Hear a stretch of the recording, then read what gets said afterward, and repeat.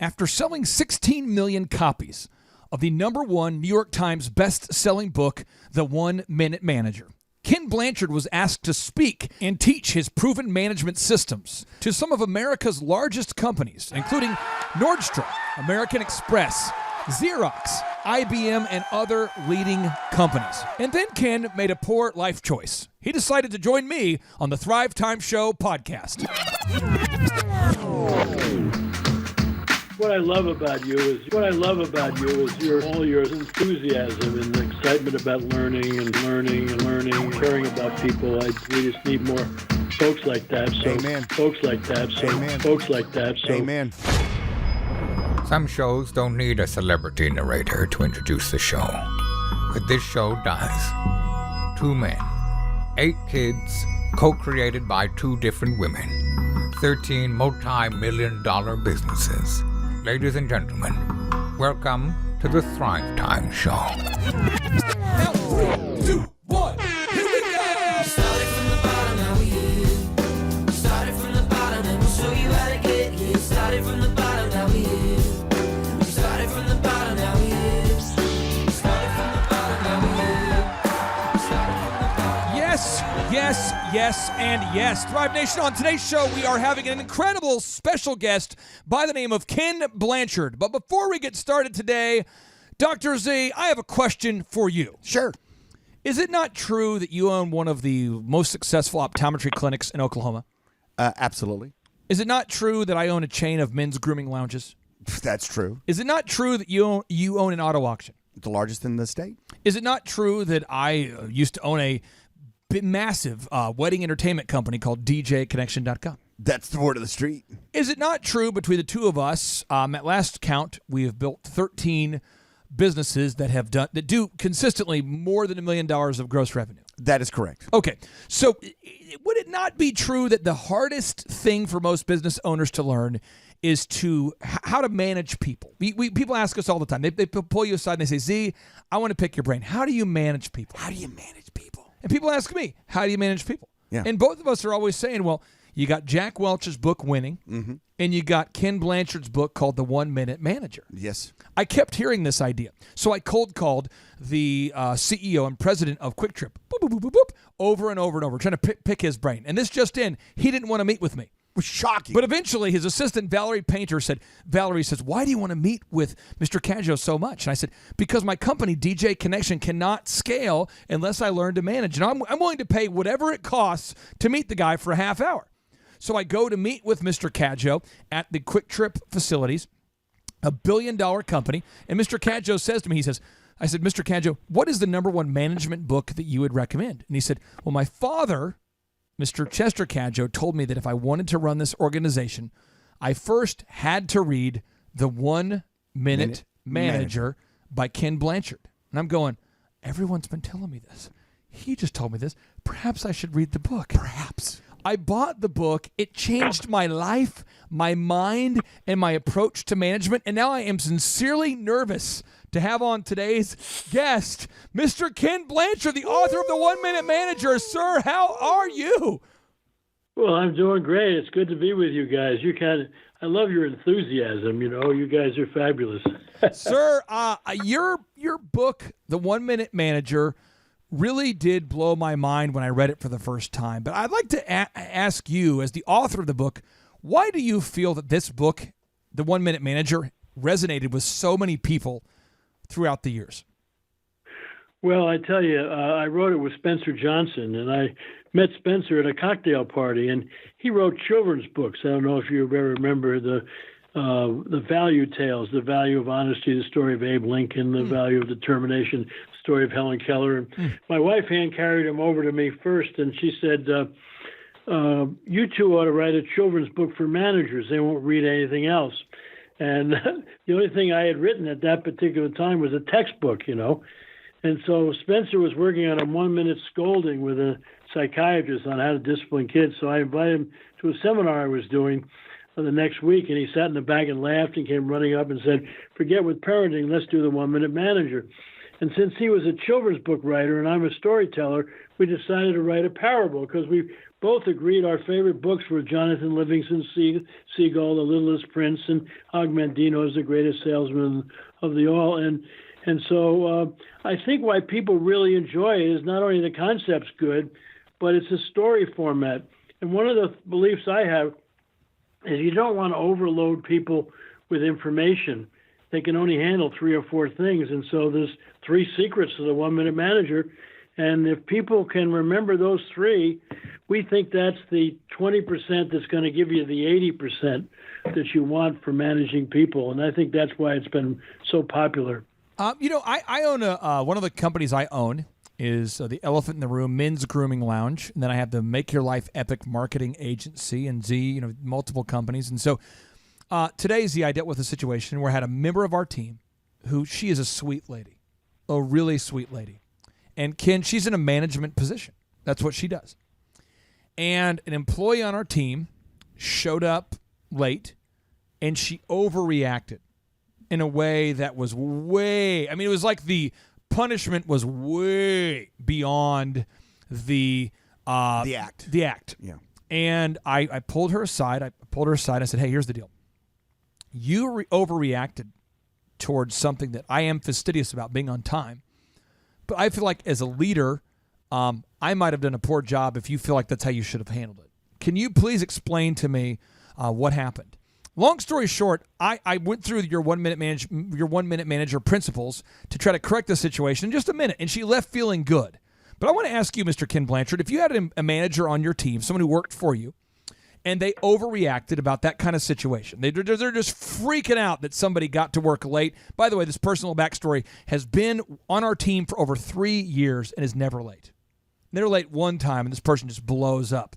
Ken, what's the proper way to handle a situation like that? Well, one of the things I always say is, when in doubt, confront, and when all else fails, try honesty, which is sounds what you did, which is you have to say Mary. I assume her name is Mary or whatever. Yeah, sure. I saw the way you responded to so-and-so is late. It seemed to me to be a little over the top. Tell me what was going on with you at that time. Because when people react like that, I think it has more to say about them than the lateness of the person. And that's why I always like to say, what was going on with you at that time, And so good, and right then there. I think you get the people to start thinking about it personally and all, but you're not there to punish them. You're just sort of say, this is what I observed, and I just want to know what was going on. It just seemed a little over the top. You once wrote, take a minute, look at your goals, look at your performance, and see if your behavior matches your goals. I'd love to have you break down what this quote truly means. Well, what it really says is that all good performance starts with clear goals, okay?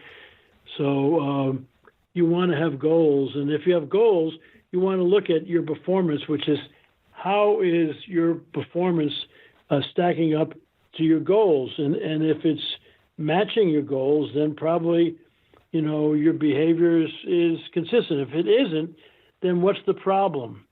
And if you aren't able to figure it out yourself, then you might want to go to your boss or a mentor or somebody and try to find out, because any time that your performance isn't matching your goals, you got a problem. And you got to figure that out. Is it something you can fix yourself, or do you need some help?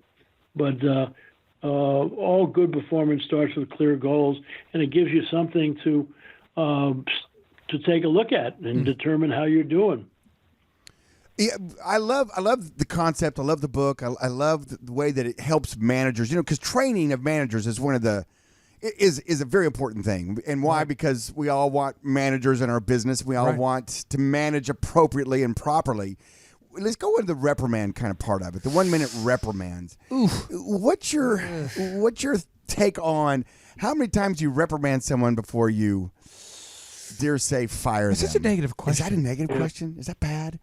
I mean, is that okay. Well, that's one of the biggest issues we rewrote have. the 1 Minute Manager about 3 years ago, and one of the changes we made is we call it now 1 minute redirection, because I think today, young people like to look at management relationships as a side-by-side relationship rather than a top-down.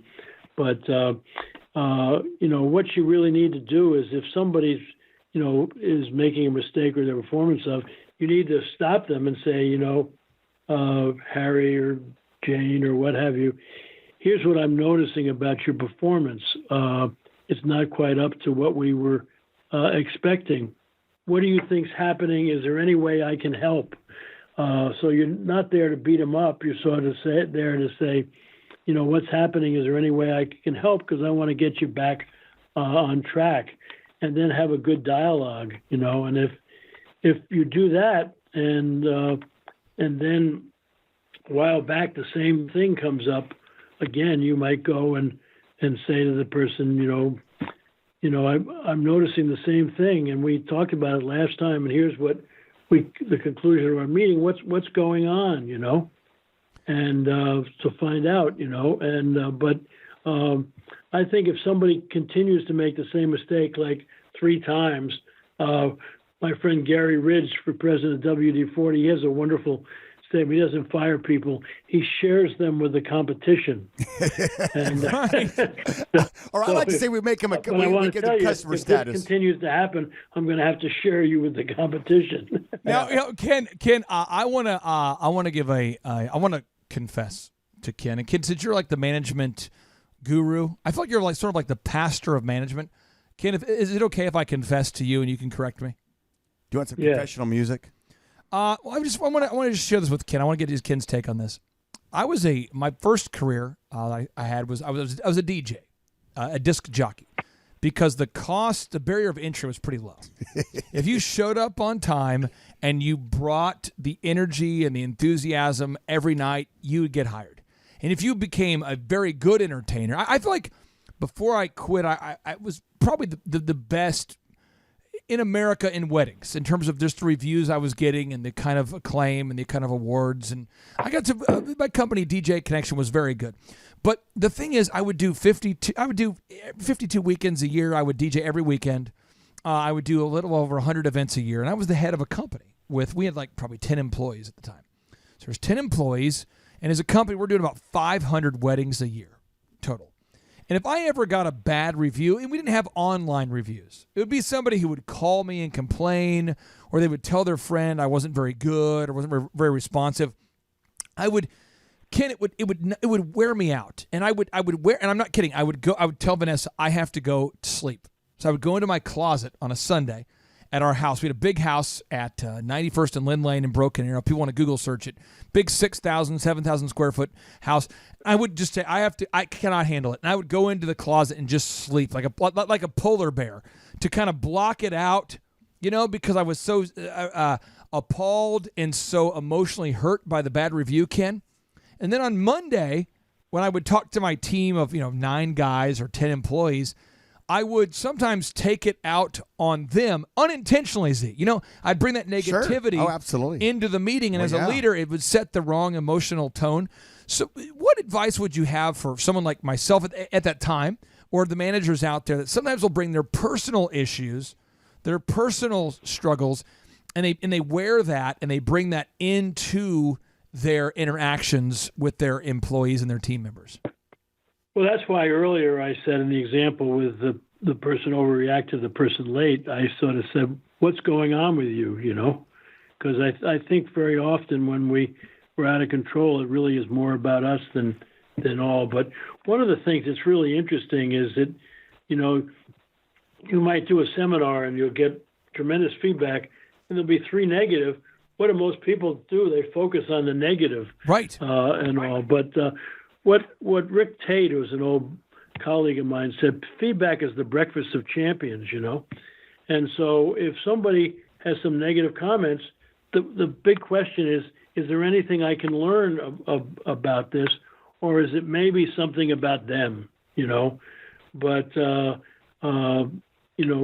what I think, we talk about the power of catching people doing things right. We need to catch ourselves doing something right. Most people beat themselves up more than anybody else and all. And so I think you just need to recognize that you're okay, and but you can learn, and not go in because God, I got a couple of negative feedback things. Well, hey, that's life. If everybody said you were great, that's nice, but there's maybe some learning, and also some people might be bringing some garbage into the seminar themselves or to listening to your program.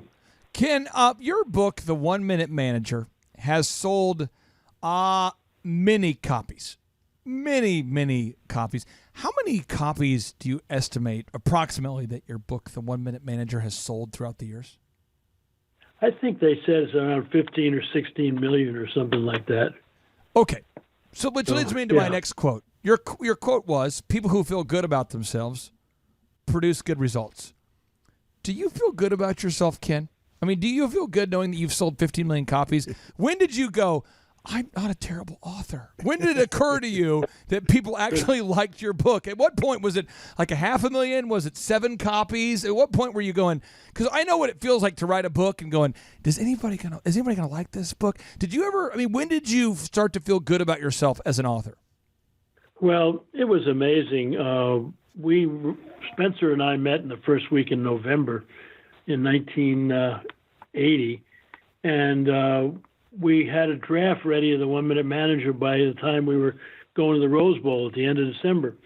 And people really loved it. And I said to Spencer, we ought to go to New York and, find a publisher. He says, no, he said, they don't know us, so they'll beat us up and take all the money. He said, let's self-publish it initially and build a track record.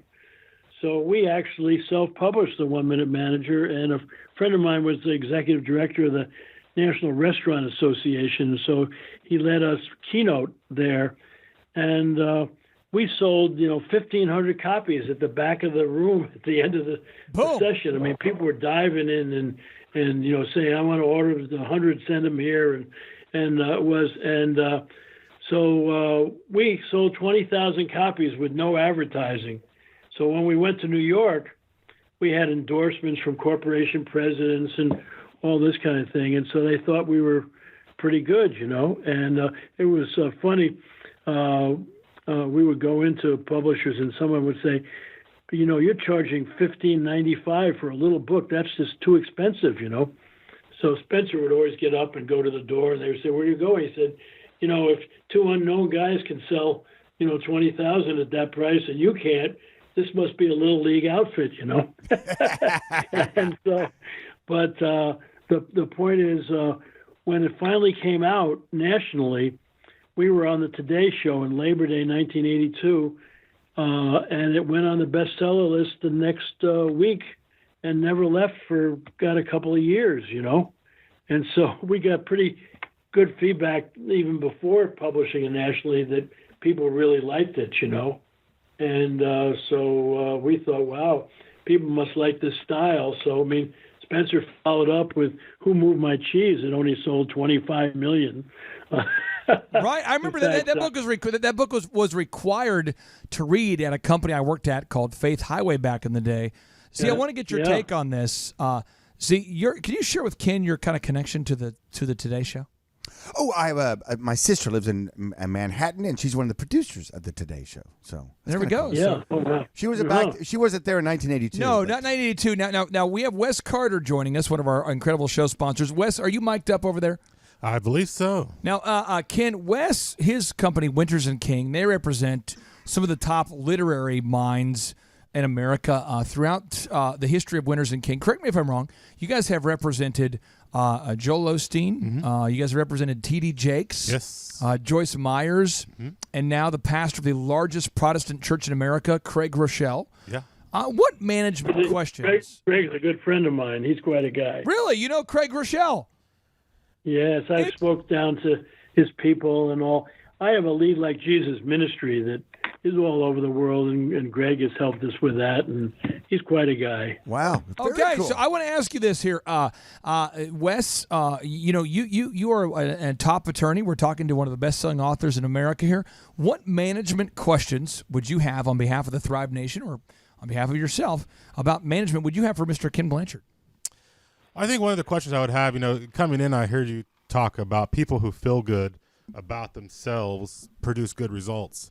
What are your thoughts on if you don't feel good about yourself and the people who don't take any active steps to fix that? I mean, you can't just make things up to make yourself feel better.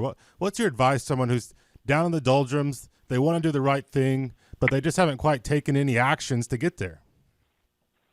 First of all, let me tell you, that was a quote that a lot of people use. People who feel good about themselves produce good results. Oh, we changed that to say people who produce good results feel good about themselves. And so if you want to help somebody feel good about themselves, help them produce good results. Now, if somebody comes and has lousy feelings about themselves, I think you can talk to them about it and say, is there anything I can help? You seem to be down. But some people, if it's a heavy duty, you need to get them to a professional that can deal with depression or those kinds of things. But I'd say the best way to make people feel good is for them to know that you want them to win. You want them to be successful, and you're not there to fold your arms and evaluate and put everybody into a normal distribution curve. I'm on your team, and the big question I'm going to constantly ask you is, how do I help? It's really interesting. My daughter worked for Nordstrom's when she was in college, and when she first started there, she said to me, "Dad, I got a really strange manager." And I said, "What's strange about him, Debbie?" She said, "Well, about 3 or 4 times a day, he'll come up to me and say, 'Debbie, is there any way I can help you?' She said, 'He acts like he works for me.'"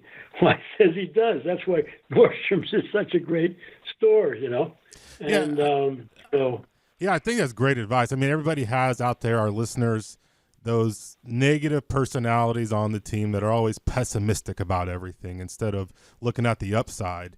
And I think that's great advice, that if you can help teach them how they can win, they can produce, it can help produce, those positive feelings and that positive vibe in the people you're trying to get to produce for you. Ken, I want to bring this up. The other day I went to Wes's office because I was dealing with a legal situation. And at the Cityplex Towers, the way it works there, Z, is you can't.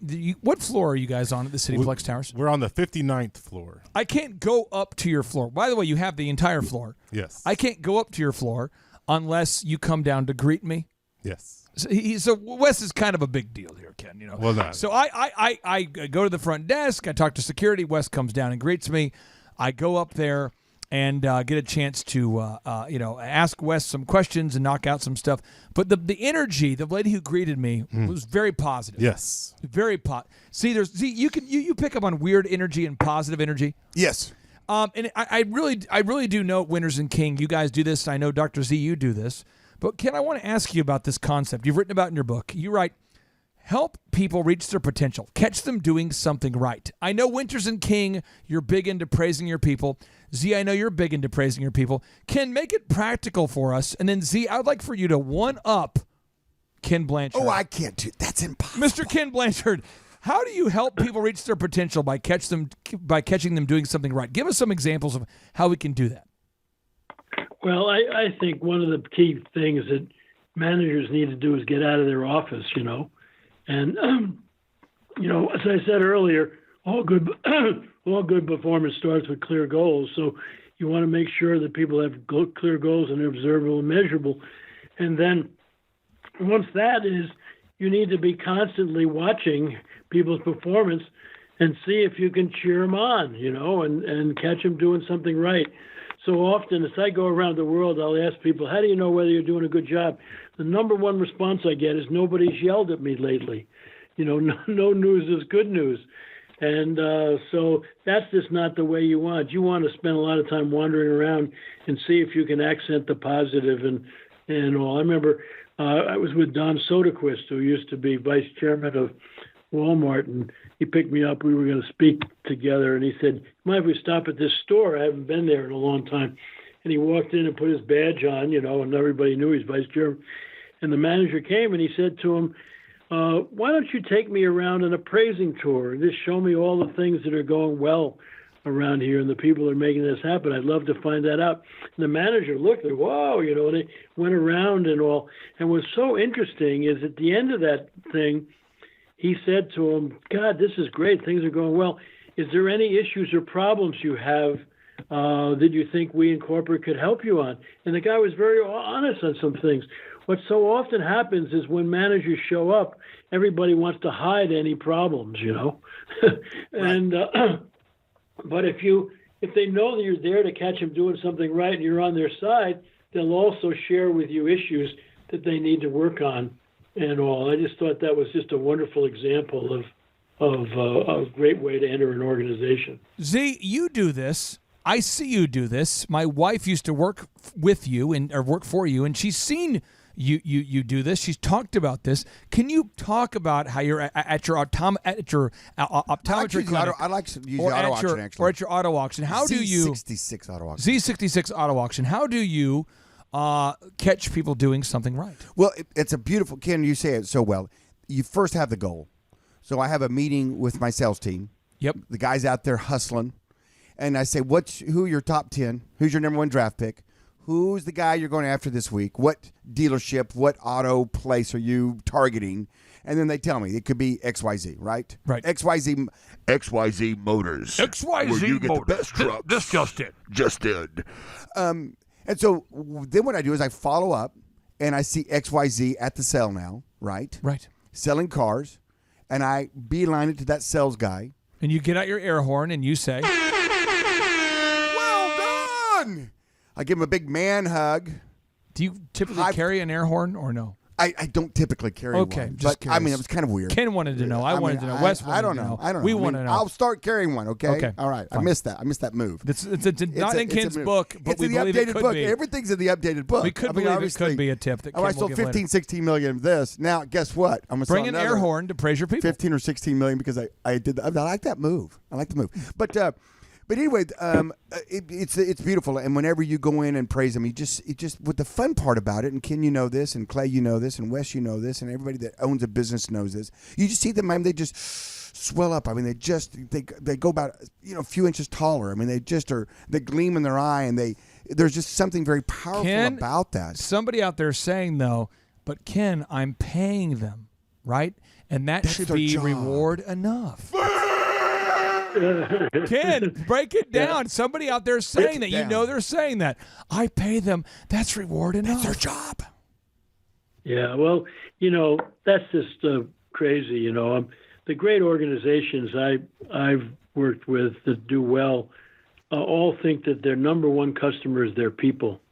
And so if they take care of their people, empower their people, praise their people, and all their people will go out of their way take care of their number two customer, which is the people who use your products and services.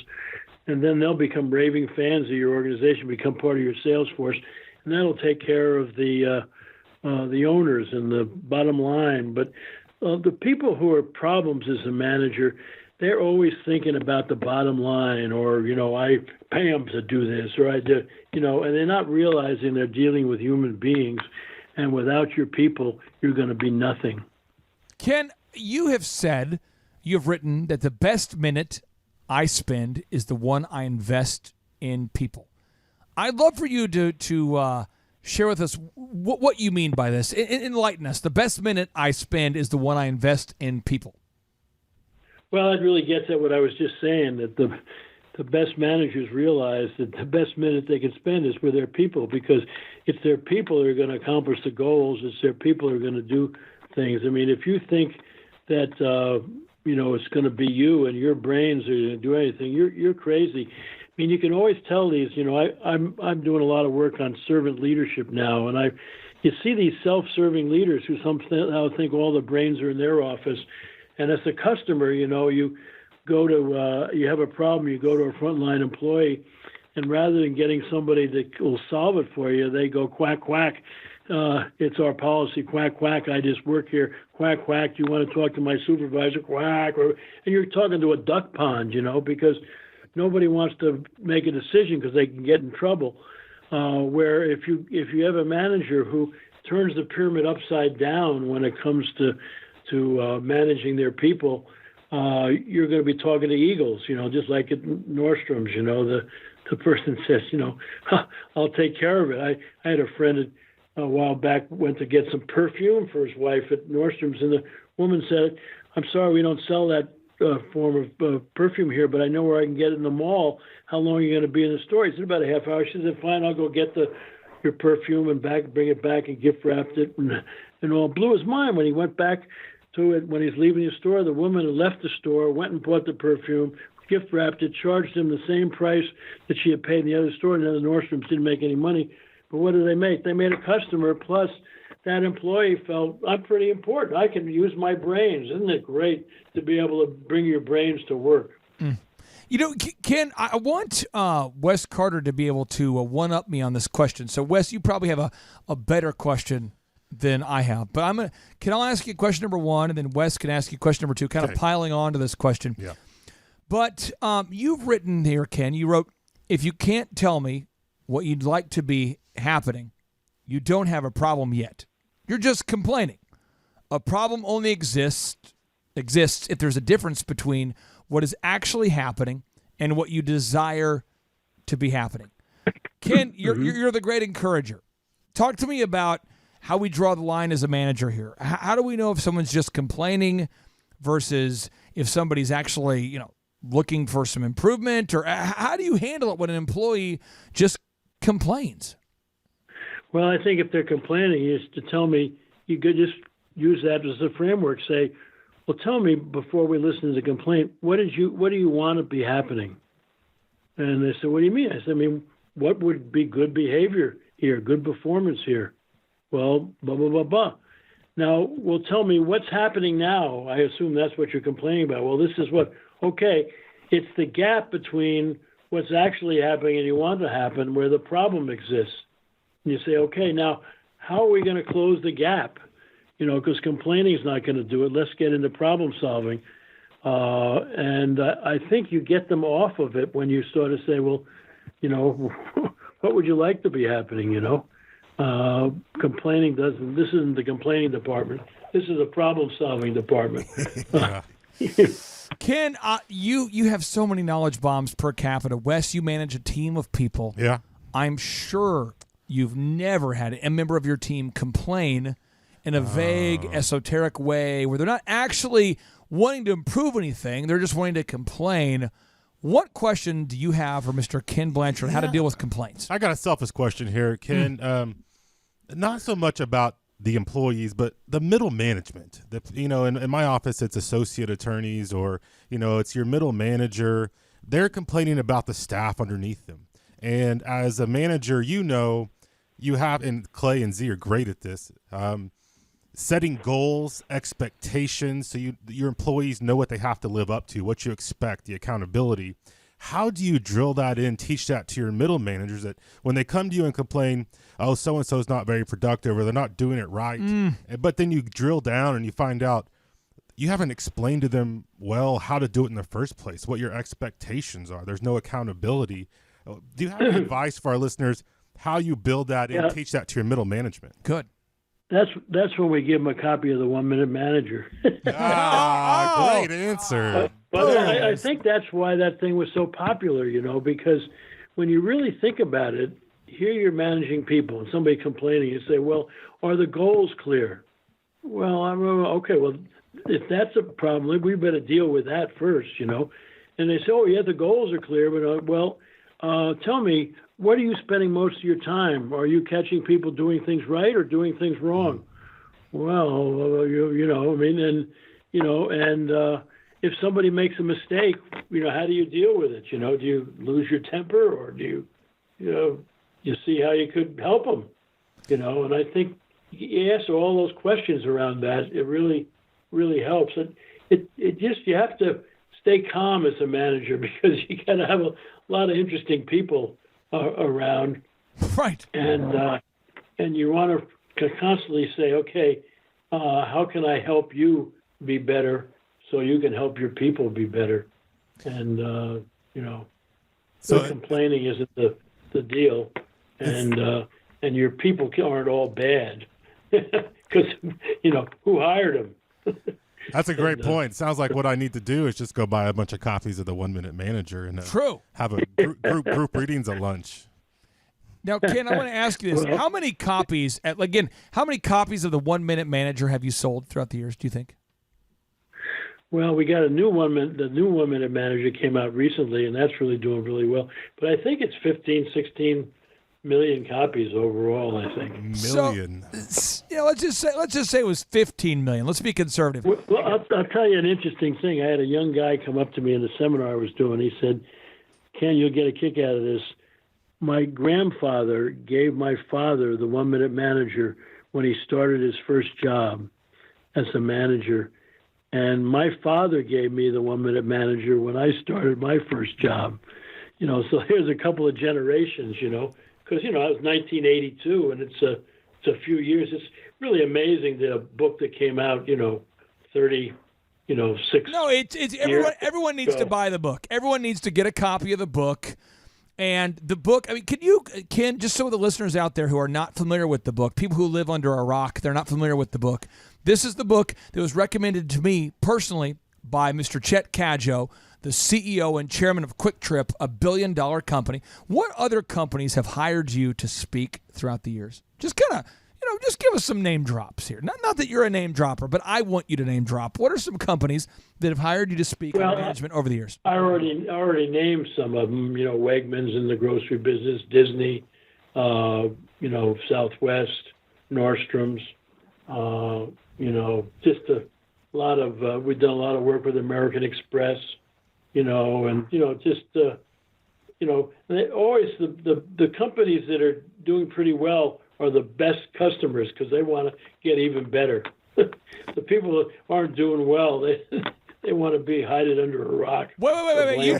You said you've spoken for, you've been asked to speak and to coach and to teach up, to train up Disney. Have you ever heard of Disney? It sounds like a mouse. I think mouse. Wes, have you ever heard of Southwest Airlines? Is that a taxi company? Andrew, show observer, taking notes today. Nordstrom's, you ever heard of that company? I've definitely been there. You're ruining the whole vibe, Andrew. American Express. No. Yeah. American Express. Is there any other company that you have spoken to over the years there, Ken, where you'd say, okay, that's a company everybody would know? Because I am a huge believer in what you're teaching, and your book is just the gospel for management. What's a couple other companies you've spoken to that are real big companies that people would know out there?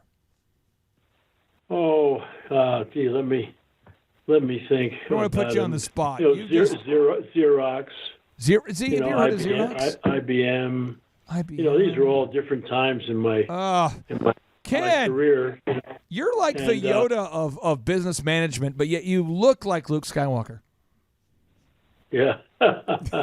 Well, it's really been fun, and I think the fact that what I write about and teach is common sense organized, so it's not complicated, and people really appreciate that, and they can get excited and share it. So I've written a lot of parables and all.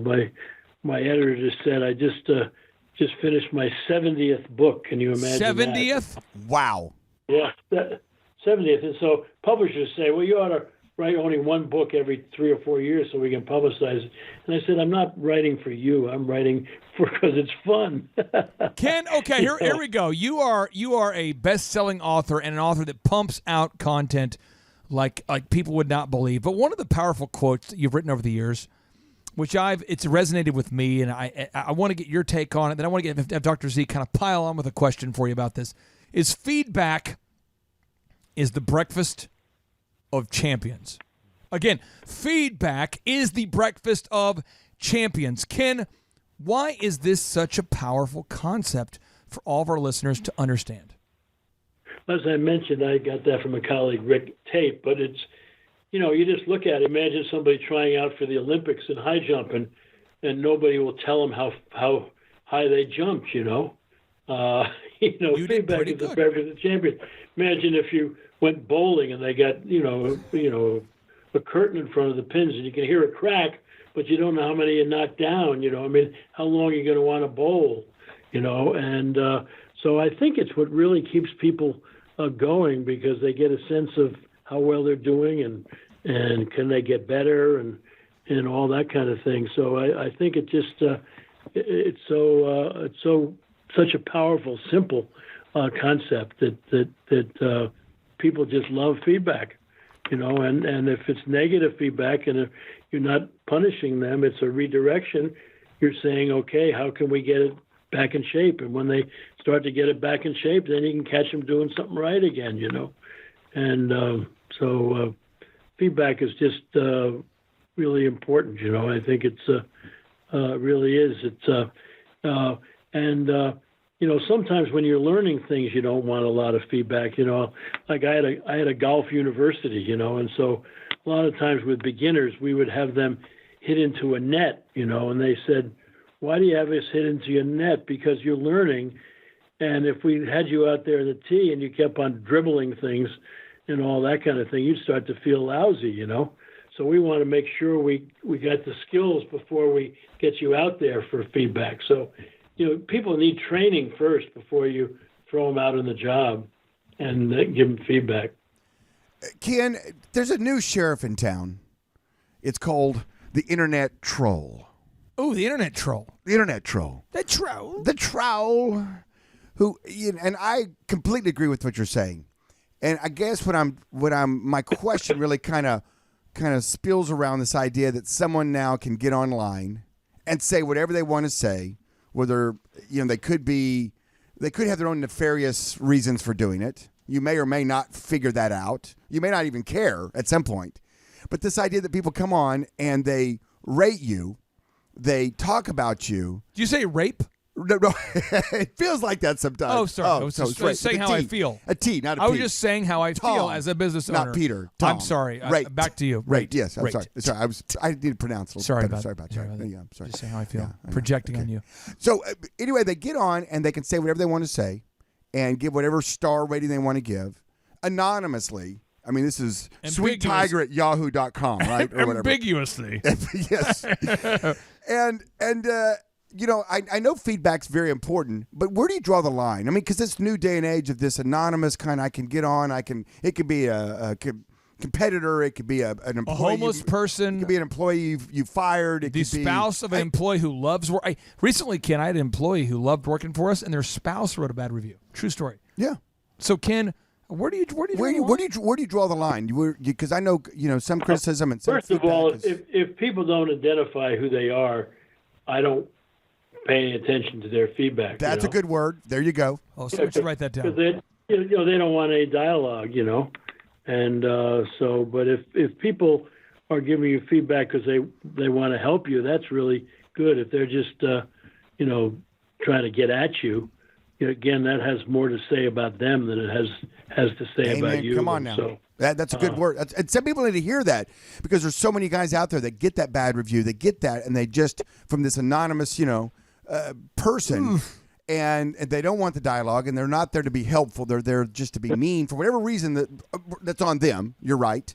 And so it's the ability to shake that off and not worry about that and let that go, I think, is one of the things we try to Ken, teach. I'm looking at your book right now. I'm pulling it up right now.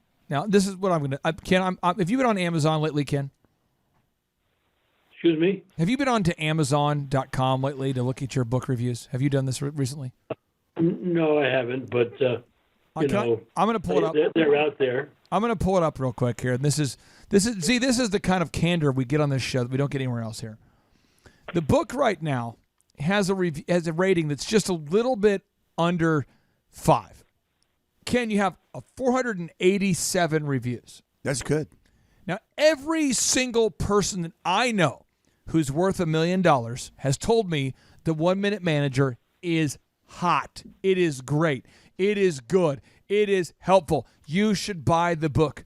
But Ken, you've got some people out there that, you have a 4.8 whatever score. Where do you draw the line when it comes to processing the reviews about your book? Because you're close to a 5, but it appears as though you're not pleasing everybody. Yeah, well, I don't think you can please everybody, and so, 4.5 is a pretty good score, if you get more people saying you're doing well than not, then, well, that's good. And, I think you got to be your own best friend, and if you get negative reviews, you can say, God, I wonder what's wrong with that poor person, that he couldn't see how great I am, I'm not that, but I'm just saying, you can just go. Some people that but it depends on your upbringing. A lot of kids got all they got was caught doing things wrong, not right. I happen to be in a family where I was caught doing things right all the time and cheered on by my mother and father, wonderful.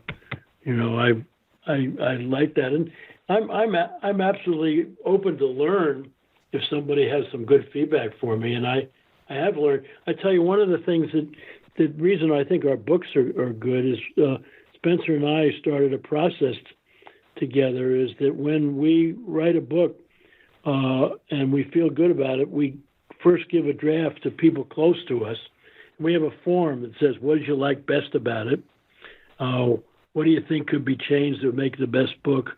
What's the best title for this book that you want?" And so we give it to people and get feedback, and then we look at the feedback and decide which ones we really think make sense.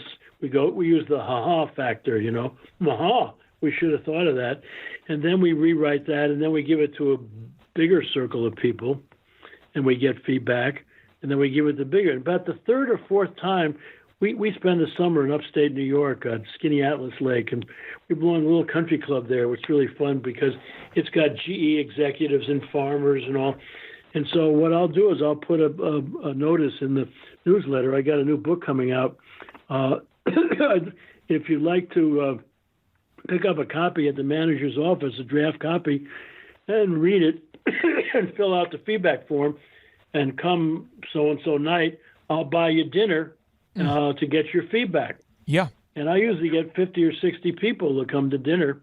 And what I do is that while they're eating dinner, I said, your job at your table is to agree on 3 things you really like about the book, 3 things that you think should be changed about it to make it better, and the best title. And then I go around after dinner with a microphone and people report it out. I remember I wrote a book with Norman Vincent Peale, the old positive thinking guy. And, yeah. And he had started his ministry in Syracuse, right near where we live. And so I told the people that Norman and I had written this book, The Power of Ethical Management. We wanted to get feedback, and 300 people showed up, And so I went around and gathered all the feedback, and then I asked Norman to get up and talk to the group. And he said, "I've never been to a free-for-all like this in my life." He said, "I've written 30 books, and when I finish one, my wife Ruth and I pray." He said, "Ken doesn't trust that process." Ken, I love the analogy you made a little bit earlier about your family and feedback and catching them doing positive things. And it makes me wonder, so the more you catch people doing the right thing, right? Do you think they receive the feedback better? Oof. As opposed to just coming with the feedback and not enough of the catching them with the positives? Yes, I think that feedback is, human relations is like, money,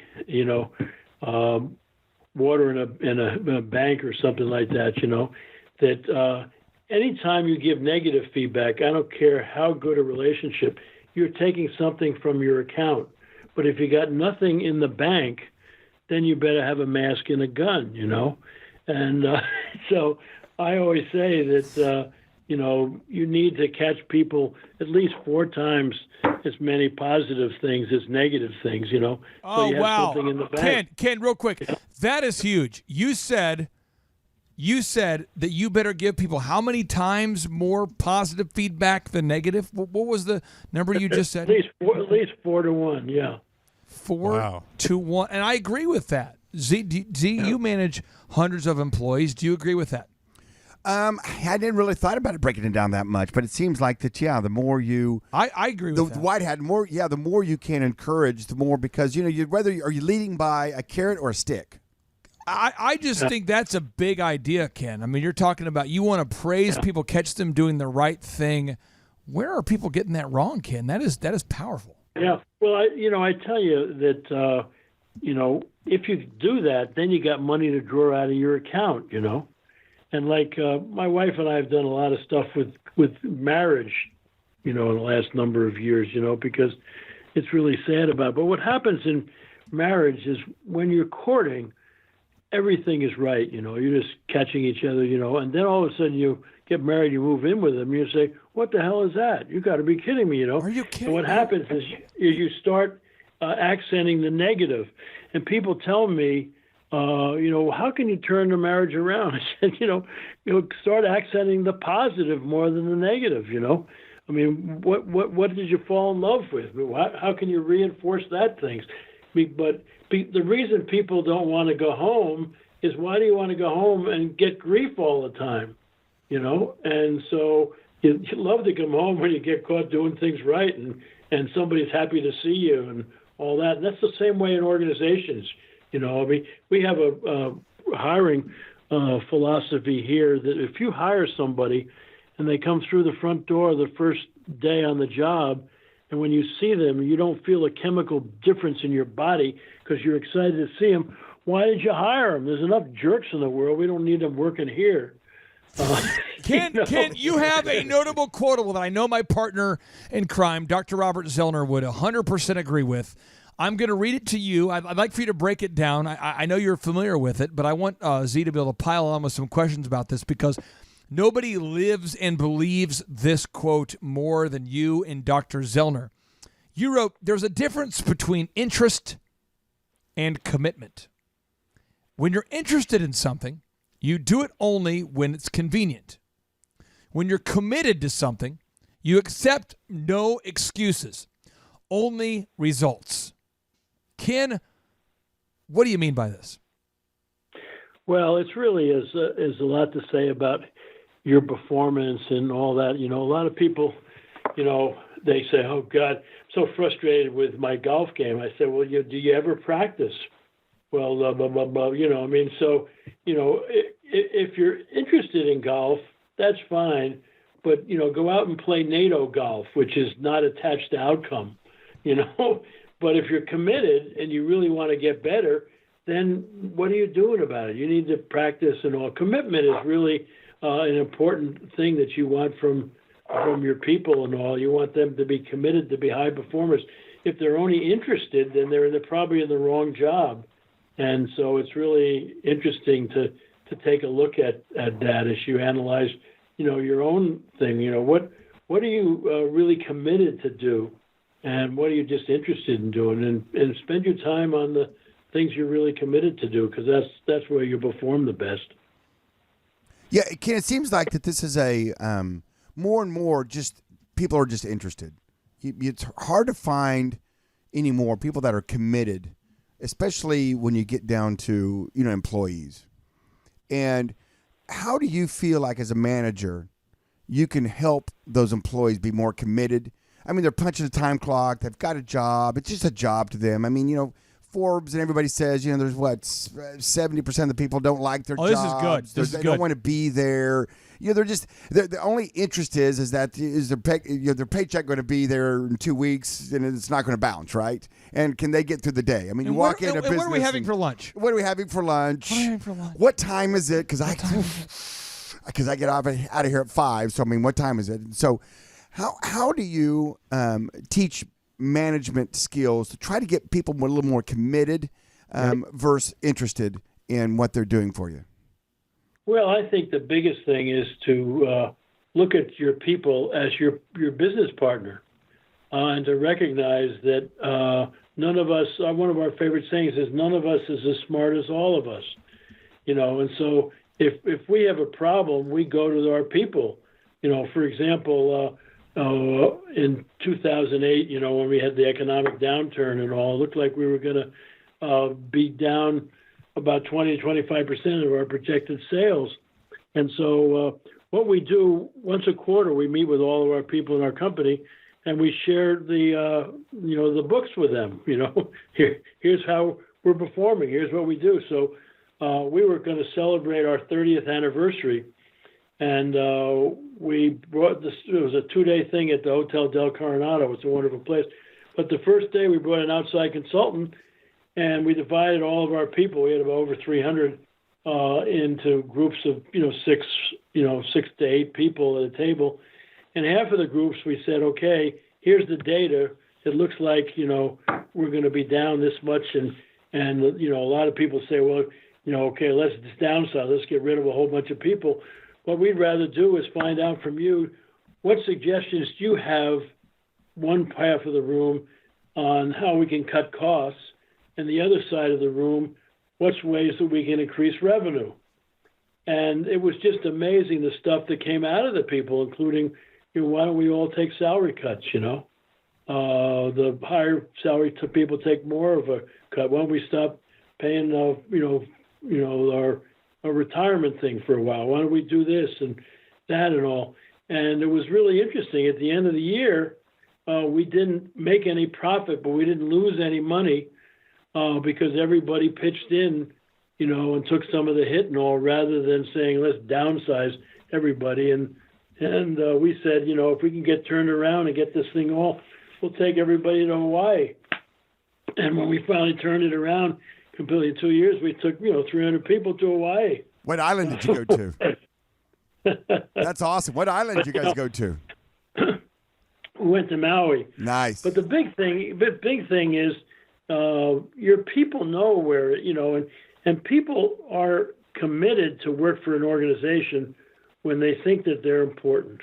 I want to, Ken, I'm so sorry. I want to ask you a couple questions here. The Hotel Del Coronado, West Carter, have you been there before? I've not. Z, have you been there? Sounds fun. Yes, I have. I can say it is one of the nicest hotels I've ever stayed there, at. right? Didn't you, Clint? I've spoken there, yes. It's a very nice hotel. Great hotel. Can you talk to me? You said you rewarded your team by taking them to Hawaii. You also said that you had a consultant come in and speak to you, and you had the event at the Hotel Del Coronado. Why are you hosting your event at the Hotel Del Coronado? And why are you taking people to Hawaii and not taking them to a local Days Inn or an affordable Motel 66? I mean, why are you taking people to these nice venues? Well, we do it based on performance, and if they're really pitching in and we're doing well, we want to share it, and so I think the most important thing that people look at the top managers is that is this a bank that they're just trying to rake all the money in, I mean, we had a gal that ran for governor in California, and she was really bright and all, until people found out that in the tough economic times, she took a $20 million bonus and laid off 1,500 people. What kind of deal is that? And so we kind of share with people. One of the things.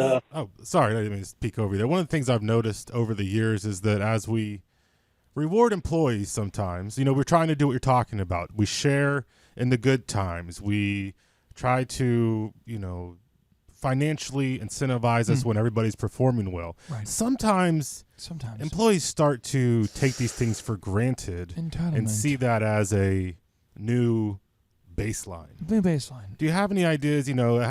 Have you seen that happen? Any suggestions how to just keep employees aware that these are bonuses? This is us trying to do the right thing, not every year from now on we're going to be able to do this.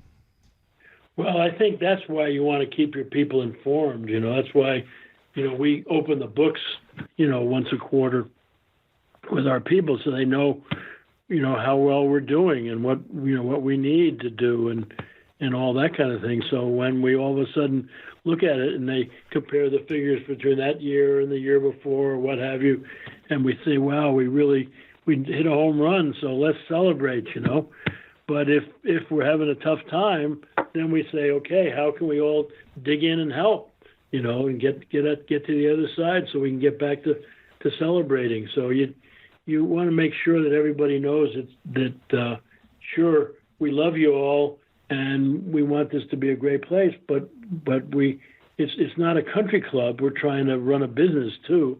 So we need to say, how can we help and all, but we use the brains of our people, not just depend on ourselves to figure everything out.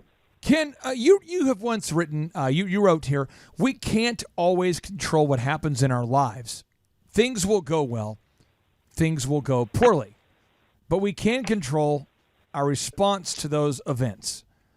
Talk Yes. to the listeners out there about the importance of embracing and understanding that Stoic philosophy that we cannot always control what happens in our lives, or that things will go well, but we can Yes. control our response to those events. Yes.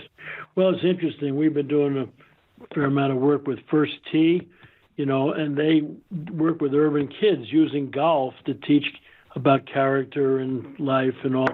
See, because golf spells game of life first. And it's a wonderful laboratory because if you've ever played golf, sometimes you get good breaks you don't deserve. Sometimes you get good breaks you do deserve. Sometimes you get bad breaks you don't deserve. Sometimes you get bad breaks you do deserve. Sometimes you're playing better than you should and you need to deal with success. Sometimes you're playing worse than you should and you got to deal with failure, all in 4.5 hours.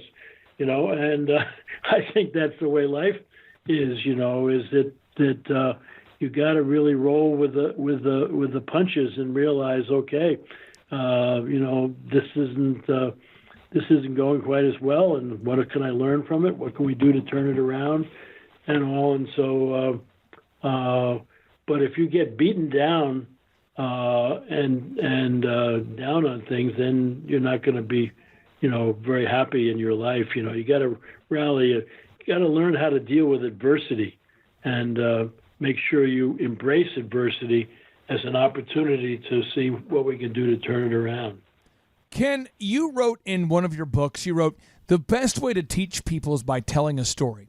And Dr. Zellner is perhaps one of the best business storytellers I know. He has a way of communicating an idea with the team in a way where everybody, I mean this, people run around in your company, Z, they say, what would Z do? And they have like a story that goes with it. So you have a certain principle you teach, Sure. but there's a story that has resonated. And I want to start with you, Ken, and I want to go to Z here for the follow-up, piggyback one-upsmanship question. Ken, you said here again, the best way to teach people is by telling a story. What do you mean by that, and why does that work so well? Well, my father retired as an admiral in the Navy, and he taught me that early. He said, what you need if you want to be a good speaker is make a point, tell a story. Make a point, tell a story. There's nothing worse than some dry person up front who's just given one concept after another concept after another concept. So people really resonate and learn from stories. I mean, who was one of the great storytellers of all time? Jesus, Somebody asked him, he'd say, let me tell you a story. I've heard of him.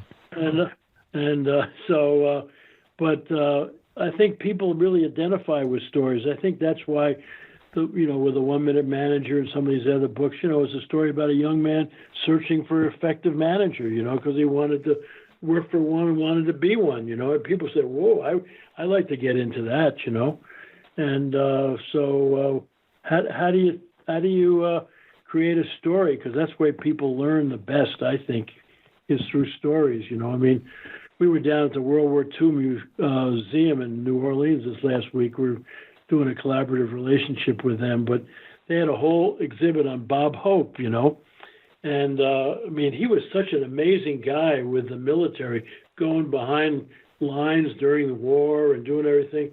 And he just, made them laugh through stories, and he would make points by telling stories. It's just a wonderful way to learn. Ken, I know you guys help coach and teach great management and great managers and how for people to be better managers. How do you teach someone to be a better storyteller? Well, I think you kind of ask them, how did you learn such and such? What's the story? Who impacted your life the most? What did they do that impacted that? Start to ask them about their lives, because our lives are a story. And I think that it's really interesting that a lot of the best speakers are also vulnerable because they laugh at themselves. Yes. I tell a lot of stories about myself. Colleen Barrett, who took over as president of Southwest after Herb Keller stepped down, she said, people admire your skills, but they love your vulnerability. When you can laugh at yourself or say, Gary Ridge at W40 said the most important thing, sentence I learned to be an assistant manager is to say to my people, you know what? I'm not sure what we ought to do. What do you think? Yeah, that's, You know, that's and sometimes people it's a good would starting say, spot. God, they'll think that you're a lousy manager. You should know. Baloney. Baloney, yeah, They think, exactly. I want to ask you this. Where do you live now, geographically speaking? Where do you call home? we're in San Diego. My wife grew up in San Diego, California, and she had a lot of family in El Cajon out there. And do you ever come to Tulsa, Oklahoma? Yes, one of our best friends lived there for years, Pete and Nancy Meinig, and the fellow who took over, Oral Roberts, as president, was a buddy of ours when he turned it around when the son was screwing it up. Well, It's a wonderful town. Well, here's the deal. I know it's probably short notice, but if you want to come out this Friday, we're having Ken Schmidt, the guy who did the Harley Davidson turnaround. He's going to come to our conference on Friday. We have Michael Levine, the PR consultant for Nike, for Prince, for Michael Jackson. He's going to be coming and speaking. Wes, are you going to attend the workshop? I am trying to move my schedule around just so I can be there. It's going to be a big thing. So again, kid, if you're ever in the Tulsa area, especially this Friday, we'd love to have you at the workshop. Yeah, well, I'd love to.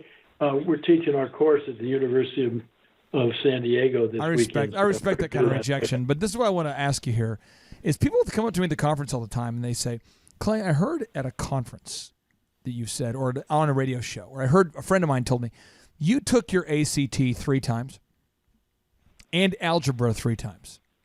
Is that true?" I said, "Well, yeah, I did." I mean, they said, "Why 3?" I'm like, "I don't know. I just kept taking it, and I finally got a high enough score to get into ORU or Roberts University on my 3rd attempt." Algebra, I'm not kidding. My teacher, Mrs. Gow, she pulled me aside and she said, "If I don't give you a certain grade, you can't graduate. So just do your best, and I'll do my part, and we'll get you through this." And I mean this. I mean, but there's certain, like the third times, but people sometimes feel like when they come to the conference and then they ask that. I've been asked that, hundreds of times. People seem to connect with me more, or when they meet my wife and they go, "Wow, she's beautiful," and they meet me and they go, "You are gross."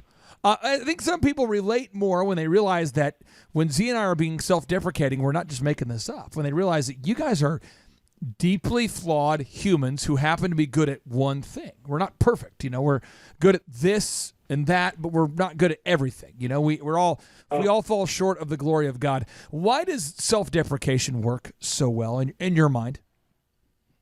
Well, I think it brings everybody down to a level that you're not up there, telling us how great you are, And I wrote a book, the follow-up book called The 1 Minute Apology, and we changed the name to The Fourth Secret. But I think that people really admire your vulnerability, particularly if you apologize, and say you made a mistake. I mean, the thing that's so sad about some of the Washington folks, is they would never admit they made a mistake. Ted Kennedy, what did he say? The problem with the Bay of Pigs, it was my fault. Don't blame anybody else. I mean, how many other people have actually said that and said we made a mistake, And we're not perfect, all of us. I mean, I married way above myself, which really helps me with having Margie in my life. Right. How long have you guys been married? How long have you guys been together?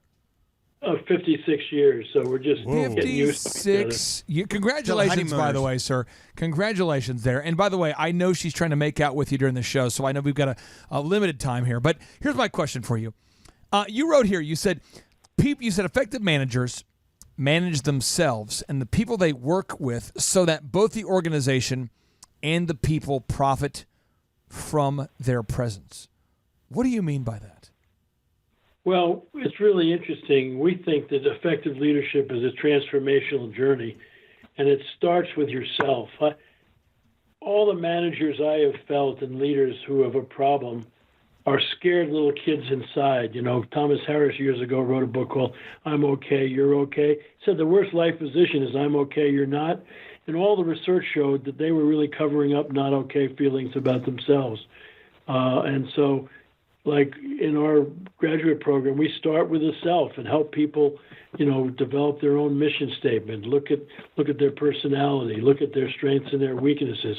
How can they, you know, gather people around them to build on them? And then we move to one-on-one leadership, which is how do you build a trusting relationship with somebody? Then we move to team leadership when you're trying to develop a community. And then finally, organizational leadership, which is now you're trying to build a culture. And those themes run out this program. And then the University of San Diego faculty teach the accounting and the marketing and the, you know, finance and all of those kinds of things. But self-knowledge is really important, and feeling comfortable about who you are, because none of us is perfect. That's for sure. We all got strengths and weaknesses, and the greatest leaders gather people around them who cover their weaknesses. You know, Yes. You know, if you have a whole bunch of people gathered around you that are all like you, then a lot of you aren't necessary. That's a great word. Ken, okay, I have a question. I know Wes wants to pile on here. You have a notable quotable. You wrote, when people don't know what's going on, it's human nature for them to imagine a version that's 10 times worse than the truth. As an example, just today, I was talking to a member of our team about how a certain aspect of their performance was not up to par. And I'm telling you what, Tim, Ken, you said if we praise people, 4 times, we have if you make 4 Love Bank deposits, maybe we can do 1 withdrawal. And I think John was present, but I was like, hey, we need to improve this aspect of what you're doing. And right away, somebody heard the buzzword. They're like, what are we talking about here?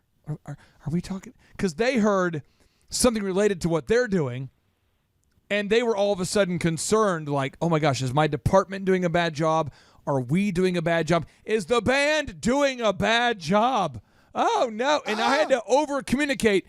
Not only are you doing good, you're doing great, and here's what I was talking about. Because, Ken, curiosity will kill the cat. And for a lot of employees, when they don't know what's going on, if they hear me say, hey, Sharon, I need to get your updated Social Security number, your correct Social Security number, so I can pay you this week on time. Somebody will hear from a distance, they're going, I don't think they can pay us on time. I think they're running out of money. I think the company's going bankrupt. What are we going to do? Oh my God. And the people in their mind, it becomes exponential. Can you please explain why you've seen this to be true over and over again? When people don't know what's going on, it's human nature for them to imagine a version that's 10 times worse than the truth. Yeah. Well, that's why I've always say you can't over-communicate, and so you want to keep people informed all the time because, their imagination is a lot worse than reality. That's for sure. And so just keep people up to date, and then they won't be trying to guess what's going on. Well, and I love this quote because I think that this is one of the things I try to preach to my clients. I work with a lot of churches, and anytime something happens in a church, the worship leader all of a sudden is not there. Or, anything happens. Where's Billy? I see this in congregations over and over where the story mill just gets ginned up, and it's always worse than the truth. So in the office, I guess my question, when you're dealing with employees and sensitive issues, is there a line somewhere there? I mean, how do you communicate to your staff, so-and-so is not going to be here for a while, if they're dealing with a sensitive personal issue or something they've asked you to keep private? Is there a way to handle that situation when you can't over-communicate like you want to, but at the same time, you don't want people just making stuff up? No, I think you just have to try to be as honest as you can. But, say so-and-so is going to be leaving us, and we really wish them the very best, and some of you might ask why they're leaving. Well, it's it's between us and them, and but you can certainly ask them. But we wish them best, and just do your best. You always really, share sensitive stuff with everybody, but be as open with people as you possibly can be. Okay, I have a question now, and Z, I know you have a better question, so I'm gonna go first. I've got a hard hitting one. I'm gonna give you a soft question here, Ken. You wrote, "Unexpressed thoughts don't mean squat." Kind of a softer question. Unexpressed thoughts don't mean squat. What do you mean by that? Well, if you got a feeling about something and you don't express it, well, don't expect anybody to help you solve it. Right. So unexpressed thoughts don't mean squat. Unless you get them out there and say, I got a concern about this. I'd like to talk to you about it. And again, you can't over communicate, no matter where you are. If you got a concern, get it out, and don't keep it inside, and then end up, a lot of people in organizations have quit and stayed. Mentally, they've dropped out. That's nice. People have the courage to quit mentally, but not so much the courage to quit actually. And so they continue to show up getting a paycheck, but they mentally have given up on the situation. That is a profound observation. There's so many people out there like that. Ken, two-part question.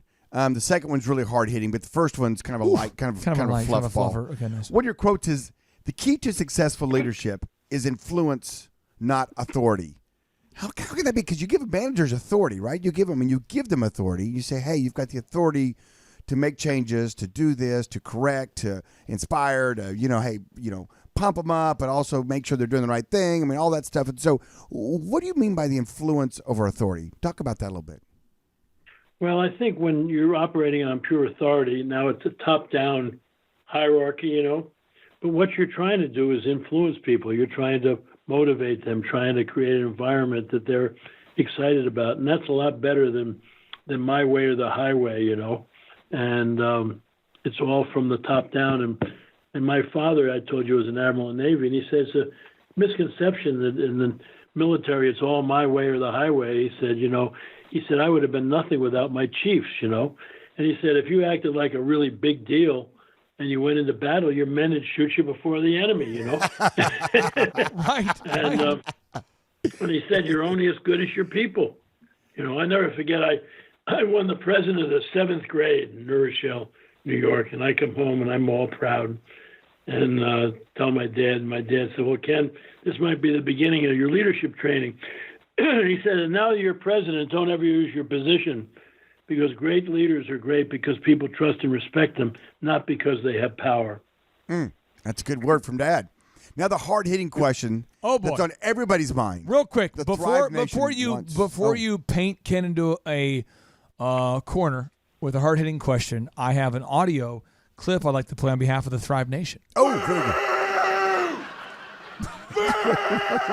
Okay, now you can ask Ken. He's a legend. He's like the Yoda of management. Why would you paint him into a corner with this kind of question? Well, the world wants to know, especially Thrive Nation, how could you let the Chargers leave San Diego? I mean, I didn't. We just had a self-oriented owner. It's just really kind of ridiculous. And I can't understand why the National Football League would let that happen. They've been here for over 50 years, and to send them up to L.A. where there's another team, and they're not getting much crowds up there. We're playing better football overall, although we got beat pretty good by Pittsburgh. But it's strange, I really gave up on some of that ownership stuff. I grew up in New York, and the Brooklyn Dodgers, they were everything to the people in Brooklyn. when O'Malley took them to L.A., I mean, that was the end. I would never root for the Los Angeles Dodgers if my life depended on it, Sure. because how could you take them away from Brooklyn, Right, exactly. Ken, I have two final questions for you on football-related questions here.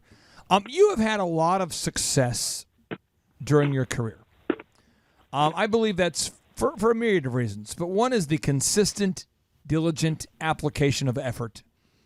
I would like to know, how do you structure the first 4 hours of your day typically, and where are you physically when you are organizing the first 4 hours of your day? Or how do you, what do the first 4 hours of your day look like? Well, one of the things when I wrote a book with Norman Vincent Peale, we decided that we all have two selves. We have an external task-oriented self that's used to getting jobs done, and we have a thoughtful, reflective self. And the problem in the morning, which self do you think wakes up the quickest?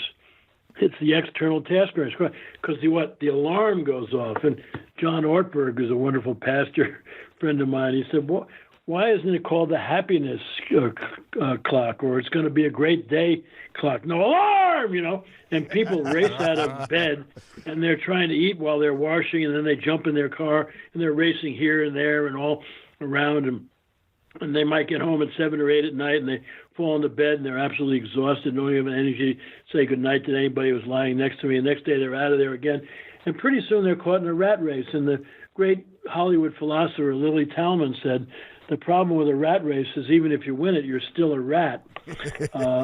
And so one of the things I try to do is enter my day slowly, and so I got a fabulous dog, by the name of Joy, and I named her Joy because Fred Smith, who wrote You and Your Network, a great Texas Christian businessman who died a few years ago, said that real joy in life was when you get in the act of forgetfulness about yourself.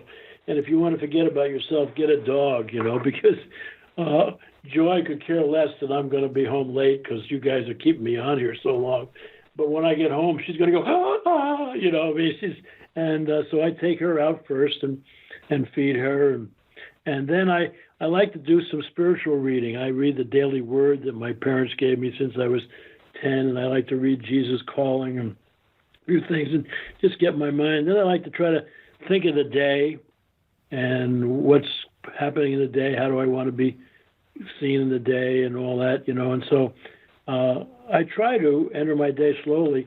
And in terms of writing, I do my best writing early in the morning, And so after I enter my day slowly, then I think about writing and all. And then I like to come into the office, and see people and have fun and all that kind of thing too. But I think it's really interesting for people to look at their first 2 or 3 hours and what they do and how quickly they get into their task-oriented self or race around and all. So, Ken, this has been the longest 10-minute interview of your life, and so I want to ask you my final question here. This next 12 months, what's the big project you're working on? What's the big thing you want to promote? Because our Thrive Nation is very action orientated. These people want to take action. They want to get things done. And what is there a certain book out there that you've released recently that you want the Thrive Nation to check out? Is there a certain website? What is the action step that you would recommend for all of the Thrive Nation to take? And my friend, you have as long as you want here to share this. Well, I wrote my biggest project about a year or so ago called Servant Leadership in Action, and I normally write parables, but I think the world is in desperate need of a different leadership role model. We've seen what self-serving leaders have done in every sector of society, and Washington is a complete self-serving system. And so I got 44 people to write short articles about what they thought about servant leadership, and I didn't want any article to be more than about 6 pages, but I got people like Marshall Goldsmith and Simon Sinek and Brene Brown and Francis Hesselbaum and Patrick Lencioni and Greg Rochelle wrote an article for me and just a whole bunch of people, but some faith-based people, if I'm not, and so that's a book that I really want to push out there because I think people could really get a sense of a different thing. And then we just finished a summary of what we've been teaching in our company for years, the 3rd edition of Leading at a Higher Level. So these were 2 books where I had a lot of co-authors writing articles in them. But I just want to get people to start thinking about leadership at a higher level and looking at it as serving rather than being served, and seeing how we can make a difference out there. And so when we were down at the World War II Museum, Trump says he wants to make America great again. I tell you, the greatest time probably was in the Second World War. I don't know if you all knew that in 1940, when the war was kind of stirring up, we were ranked 18th in the world in military preparedness behind Romania. And when Pearl Harbor happened, we were in a lot better shape. But I want to tell you, all of a sudden, people really pulled together, when Franklin Delano Roosevelt and then Harry Truman and all, where they were pull people together and how can we, save the world for democracy, And so that's what I'm really interested in. I'm also having fun. I've started to work on a book called D-U-H apostrophe. Why isn't common sense common practice? That always kind of confuses me. Ken, so I'm still having fun. Ken, so, you are a living legend, and I can't tell you how much I appreciate you taking the time in your schedule to be on the show. Z, I know you're excited to have Ken. This has been incredible. Wes, I know you've been excited to have Ken. It's amazing. On the show. Amazing.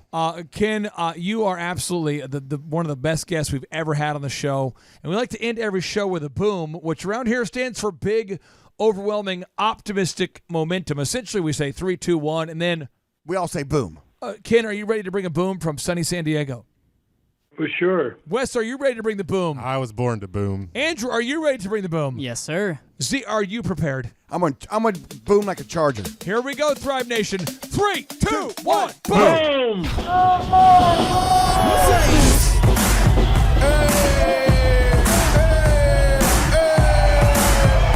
Hey guys, Luke Erickson here with the Thrive Time Show. As you can see behind me, we've got all kinds of energy going on. People are starting to show up for the conference, and it is hot in this place. We got grill guns over here. We've got people playing the drums. We've got fire breathers, and man, people are so excited as they come in. Gentlemen, let me introduce you to the grill gun.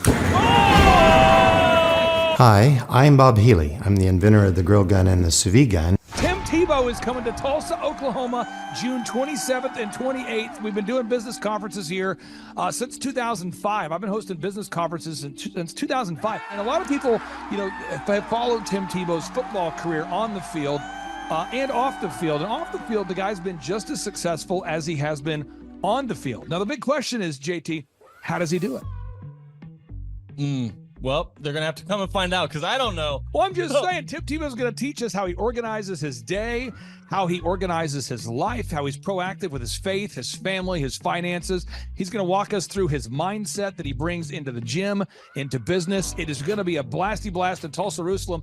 Also, this is the first Thrive Time Show event that we've had where we're going to have a man who has built a $100 million net worth. Wow. Who'll be presenting. Now, we've had a couple presenters that have had $1 billion net worth in some like real estate sort of things. Yeah. But this is the first time we've had a guy who's built a service business, and he's built over $100 million net worth in the service business. It's the yacht driving, multi-state living guru of franchising. Peter Taunton will be in the house. This is the founder of Snap Fitness, the guy behind 9 Round Boxing. He's going to be here in Tulsa, Jerusalem, Oklahoma, June 27th and 28th. JT, why should everybody want to hear what Peter Taunton has to say? Oh, because he's incredible. He's just a fountain of knowledge. He is awesome. He has inspired me listening to him talk. And not only that, he also has, he practices what he teaches. So he's a real teacher. He's not a fake teacher like business school teachers. So you got to come learn from him. And now the best-selling author of The Carnivore Diet and the multiple-time Joe Rogan guest, Dr. Sean Baker, joins our 2-day interactive business growth and life optimization workshop. Also, let me tell you this, folks. I don't want to get this wrong because if I get it wrong, someone's going to say, you screwed that up, buddy. So Michael Levine, this is Michael Levine. He's going to be coming. You say, who's Michael Levine? I don't get this wrong. This is the PR consultant of choice for Michael Jackson, for Prince, for Nike, for Charlton Heston, for Nancy Kerrigan, 34 Grammy Award winners, 43 New York Times bestselling authors he's represented, including pretty much everybody you know who's been a super celebrity. This is Michael Levine, a good friend of mine. He's going to come and talk to you about personal branding and the mindset needed to be super successful. The lineup will continue to grow. We have hit Christian recording artist Colton Dixon in the house. Now, people say, Colton Dixon's in the house? Yes, Colton Dixon's in the house. So if you like top 40 Christian music, Colton Dixon's going to be in the house performing. The lineup will continue to grow each and every day. We're going to add more and more speakers to this all-star lineup. But I encourage everybody out there today, get those tickets today. Go to thrivetimeshow.com. Again, that's thrivetimeshow.com. And some people might be saying, well, how do I do it? What do I do? How does it work? You just go to thrivetimeshow.com. Let's go there now. We're feeling the flow. We're going to thrivetimeshow.com. Again, you just go to thrivetimeshow.com. You click on the business conferences button, and you click on the request tickets button right there. The way I do our conferences is we tell people it's $250 to get a ticket. Yep. Or whatever price that you can afford. And the reason why I do that is I grew up without money. JT, you're in the process of building a super successful company. Did you start out with $1 million in the bank account? No, I did not. Nope, did not get any loans, nothing like that. Did not get an inheritance from parents or anything like that. I had to work for it, and I'm super grateful. I came to a business conference. That's actually how I met you, met Peter Taunton. I met all these people. So if you're out there today and you want to come to our workshop, again, you just got to go to thrivetimeshow.com. You might say, well, when's it going to be? June 27th and 28th. You might say, well, who's speaking? We already covered that. You might say, where's it going to be? It's going to be in Tulsa, Jerusalem, Oklahoma. And so it says Tulsa, Jerusalem. I'm really trying to rebrand Tulsa as Tulsa, Jerusalem, sort of like the Jerusalem of America. But if you type in Thrive Time Show and Jinx, you can get a sneak peek or a look at our office facility. This is what it looks like. This is where you're headed. It's going to be a blasty blast. You can look inside, see the facility. We're going to have hundreds of entrepreneurs here. It is going to be packed. Now, for this particular event, folks, the seating is always limited because my facility isn't a limitless convention center. You're coming to my actual home office, and so it's going to be packed. So when? June 27th and 28th. Who? You're going to come. Who? You? I'm talking to you. You can just get your tickets right now at thrivetimeshow.com. And again, you can name your price. We tell people it's $250 or whatever price you can afford. And we do have some select VIP tickets, which gives you an access to meet some of the speakers and those sorts of things. And those tickets are $500. It's a 2-day interactive business workshop, over 20 hours of business training. We're going to give you a copy of my newest book, The Millionaire's Guide to Becoming Sustainably Rich. You're going to leave with a workbook. You're going to leave with everything you need to know to start and grow a super successful company. It's practical, it's actionable, and it's Tebow time right here in Tulsa, Jerusalem. Get those tickets today at thrivetimeshow.com. Again, that's thrivetimeshow.com. Hello, I'm Michael Levine, and I'm talking to you right now from the center of Hollywood, California, where I have represented over the last 35 years 58 Academy Award winners, 34 Grammy Award winners, 43 New York Times bestsellers. I've represented a lot of major stars, and I've worked with a lot of major companies. And I think I've learned a few things about what makes them work and what makes them not work. Now, why would a man living in Hollywood, California, in the beautiful sunny weather of LA, come to Tulsa? Because last year I did it, and it was damn exciting. Clay Clark has put together an exceptional presentation, really life-changing, and I'm looking forward to seeing you then. I'm Michael Levine. I'll see you in Tulsa. James, did I tell you my good friend John Lee Dumas is also joining us at the in-person 2-day interactive Thrive Time Show Business Workshop? That Tim Tebow and that Michael Levine will be at. Have I told you this? You have not told me that. Oh, he's coming all the way from Puerto Rico. This is John Lee Dumas, the host of the chart-topping eofire.com podcast.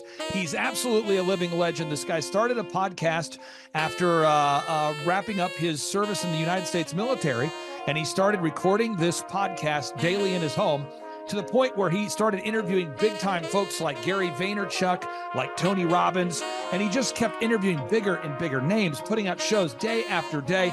And now he is the legendary host of the EO Fire podcast, and he's traveling all the way from Puerto Rico to Tulsa, Oklahoma to attend the in-person June 27th and 28th Thrive Time Show 2-day interactive business workshop. If you're out there today, folks, you've ever wanted to grow a podcast, a broadcast, you want to improve your marketing, if you've ever wanted to improve your marketing, your branding. If you've ever wanted to increase your sales, you want to come to the 2-day interactive June 27th and 28th Thrive Time Show Business Workshop featuring Tim Tebow, Michael Levine, John Lee Dumas, and countless big-time, super successful entrepreneurs. It's going to be life-changing. Get your tickets right now at thrivetimeshow.com. James, what website is that? ThriveTimeShow.com. James, one more time with more enthusiasm. ThriveTimeShow.com. Shadow, everything rides on tonight. Even if I got 3 strikes, I'ma go for it. This moment, we own it.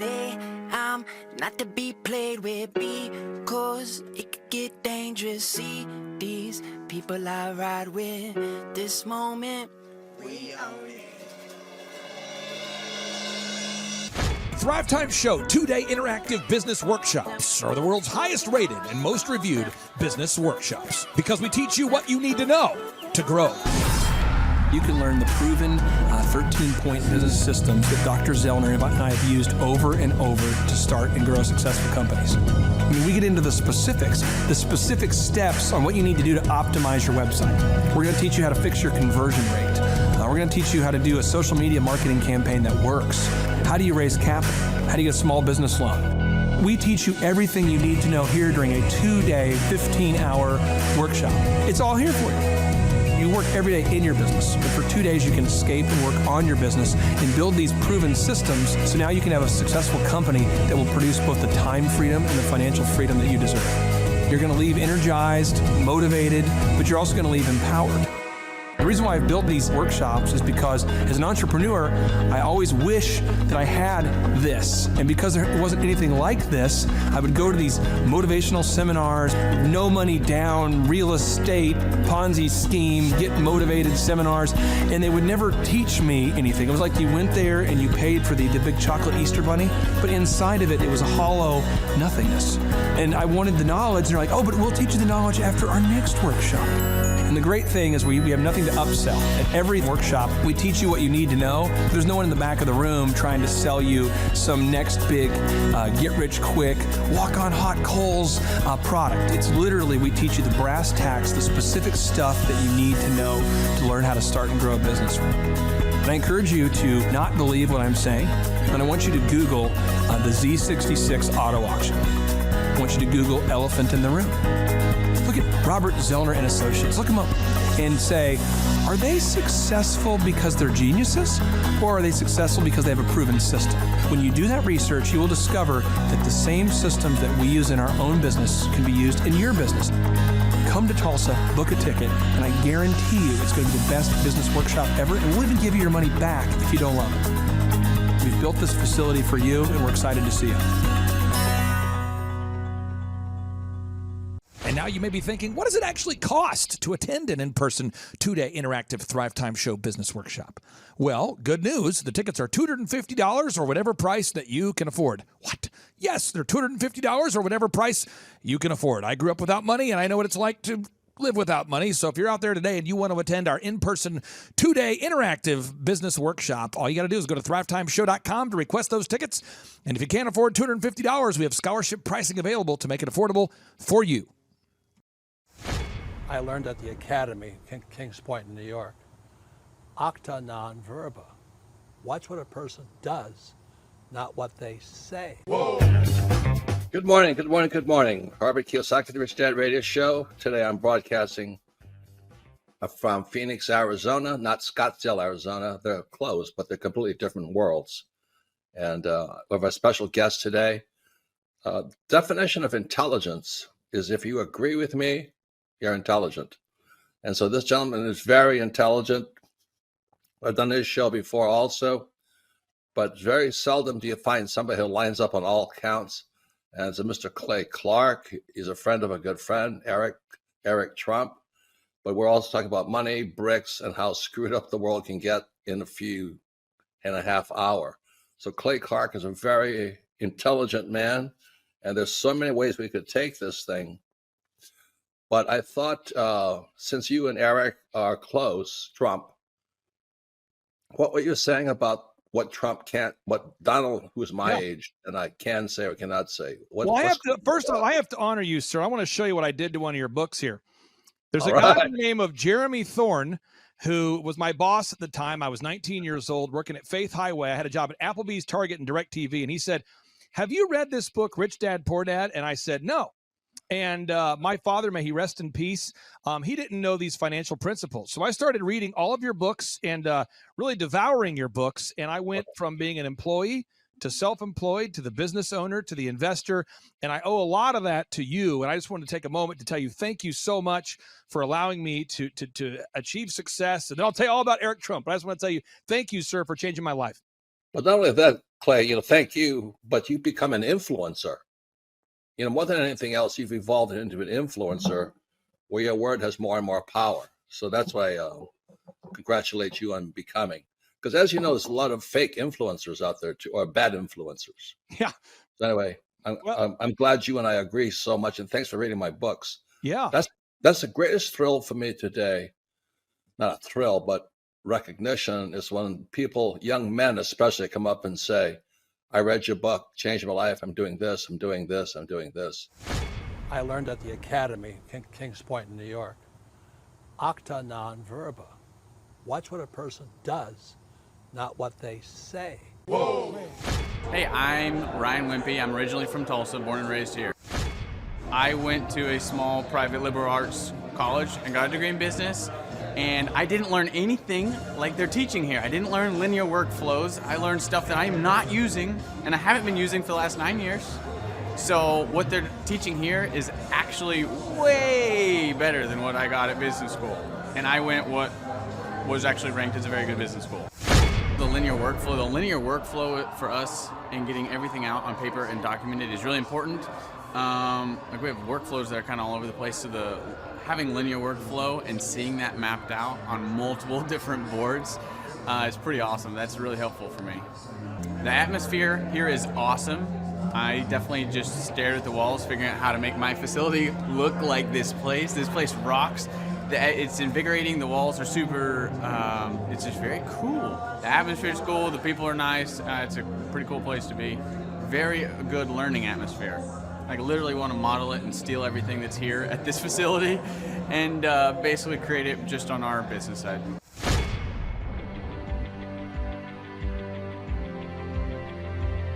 Once I saw what they were doing, I knew I had to get here at the conference. This is probably the best conference or seminar I've ever been to in over 30 years in business. You're not bored. You're awake, alive the whole time. It's not pushy. They don't try to sell you a bunch of things. I was looking to learn how to just get control of my life, my schedule, and just get control of the business.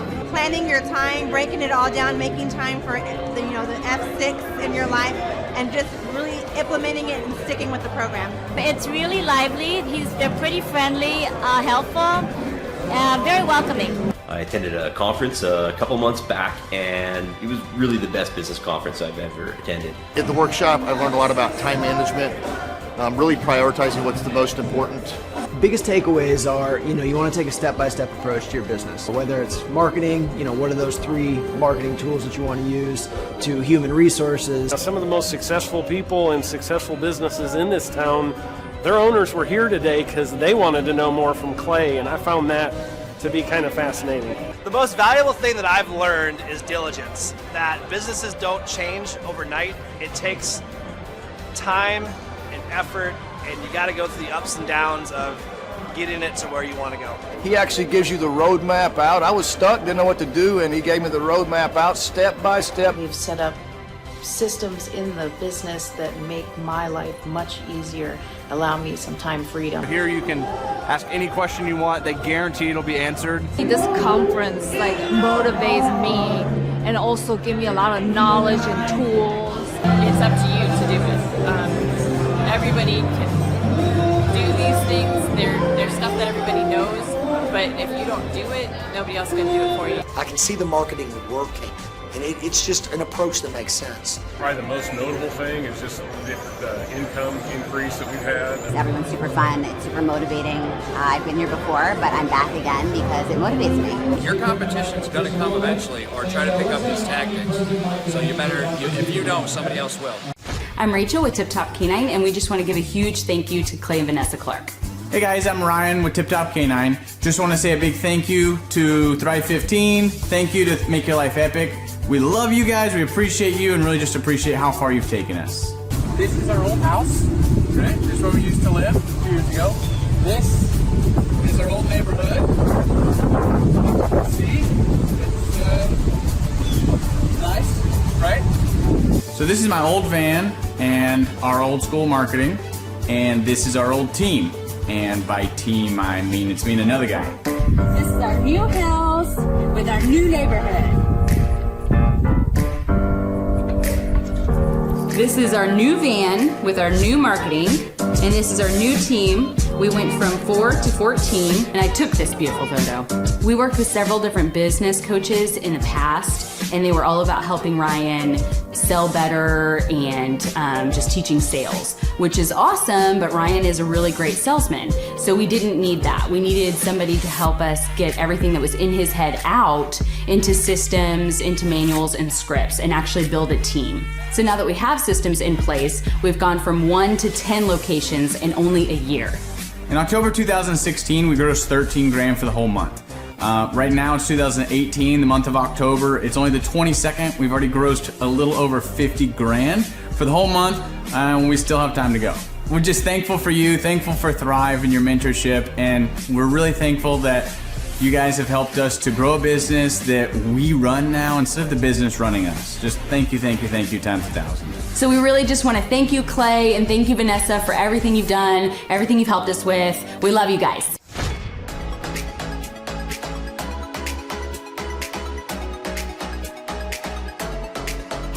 If you decide to not attend the Thrive Time workshop, you're missing out on a great opportunity.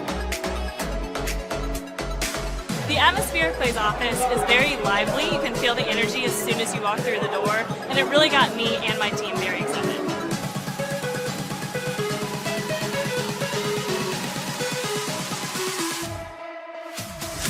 If you decide not to come, you're missing out on an opportunity to grow your business, bottom line. Love the environment. I love the way that Clay presents and teaches. It's a way that not only allows me to comprehend what's going on, but he explains it in a way to where it just makes sense. The SEO optimization, branding, marketing. I've learned more in the last 2 days than I have the entire 4 years of college.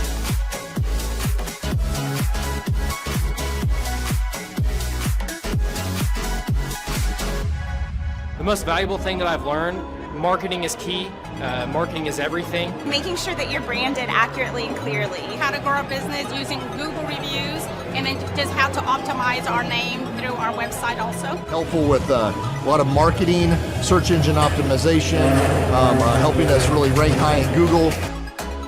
The biggest thing I needed to learn was how to build my foundation, how to systemize everything and optimize everything, build my SEO. How to become more organized, more efficient. How to make sure the business is really there to serve me as opposed to me constantly being there for the business. New ways of advertising my business, as well as recruiting new employees. Group interviews, number one. Before we felt like we were held hostage by our employees. Group interviews has completely eliminated that because you're able to really find the people that would really be the best fit. Hands-on how to hire people, how to deal with human resources, a lot about marketing, and overall just how to structure the business, how it works for me, and also then how that can translate into working better for my clients. The most valuable thing I've learned here is time management. I like the 1 hour of doing your business is real critical if I'm going to grow and change. Clay really teaches you how to navigate through those things and not only find freedom, but find your purpose in your business and find the purposes for all those other people that directly affect your business as well. Everybody. Everyone needs to attend the conference because you get an opportunity to see that it's real.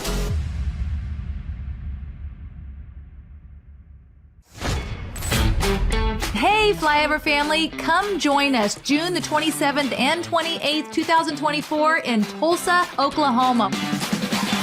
We're going to be there with Clay Clark and an amazing group of individuals that have made such a difference in so many people's lives. Do you want to increase your production in a job? Do you want to make more sales? Do you want to own your own business? Do you want to have breakthroughs financially? The key to that is knowledge. Clay Clark is anointed to help people in business. We've watched him over the last couple of years, and we've been blown away. He's part owner of over 160 businesses, $2.4 billion in sales. So before politics and the Great Reset came into Clay's life, he had the #1 rated Apple podcast. And he interviewed people like Anthony Robbins, Seth Godin, the top authors, the top business minds in the world. At this specific event, there was an interesting cast of characters that come from gangs to American Idol. Some of the guests that are going to be there: Michael Levine, Colton Dixon, Peter Taunton, John Lee Dumas, Mondo de la Viga, and Tim Tebow. They're there to share what they've done and their breakthroughs and what their story is. And then Clay lays his map of business success, calls the path for every person to follow. So you may be sitting there thinking, okay, I get it. What do I have to do? Go to thrivetimeshow.com. When you get there, the tickets are $250 or whatever you can afford. Yes, you got that right. $250 or whatever you can afford. You can name your price. So there are no excuses. You have to join us there. There are only a few VIP tickets left, like David said, special dinner and special time with the speakers. That is $500 while they last. So $500, only a few left if you want a VIP ticket. We want to meet these speakers as well, so we got VIP tickets. I want to meet Tim Tebow. I do too. The date is June the 27th and 28th, 2024 in Tulsa, Oklahoma. Go to thrivetimeshow.com to get your tickets.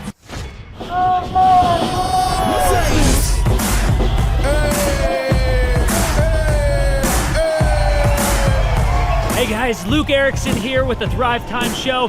As you can see behind me, we've got all kinds of energy going on. People are starting to show up for the conference, and it is hot in this place. We got grill guns over here. We've got people playing the drums. We've got a fire breather, and man, people are so excited as they come in. The conference is kicked off. This house is packed. We've got Aaron Hansis with Shaw Homes up there. We've got Steve Currington with Total Ending Concepts up there talking about what is possible when you just implement, when you do the proven system. It's so exciting. People are going crazy. Now, Michael Levine, writer of many PR books, the man who represented people like Michael Jackson, Barbra Streisand, and George Bush.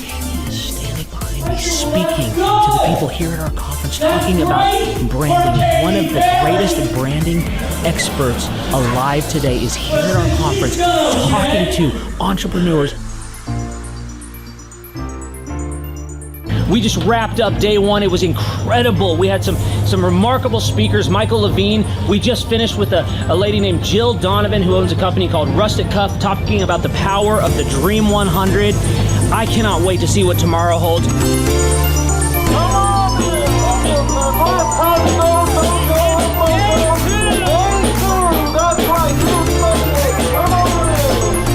Hey guys, Luke Erickson with the Thrive Time Show here with you. It is day 2 and the energy is high. People are so excited to be showing up. The team is ready. Come on, let's see what it's like to go on in for day 2. Follow me.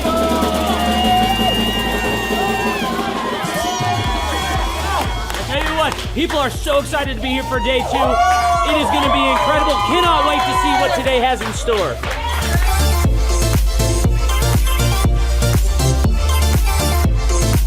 Right now, here at the conference, we've broken into groups going over search engine optimization. And I know for most of us, myself included, if you hear that term, you go, what is that? What does that mean? That's too techie for me. Well, our experts are breaking it down for people so that you can clearly understand how to come up top in Google. It's doable. It's possible. Now we're in the middle of a break, and what we like to do is we like to give you as much tangible and relevant information from about the start of the hour for 45 minutes. Then we take approximately a 15-minute break to allow people to connect with other entrepreneurs around them, bathroom breaks, and also use this time to just really digest all of the good information that you're receiving the whole time. Right behind me, we've got Bob with his grill gun.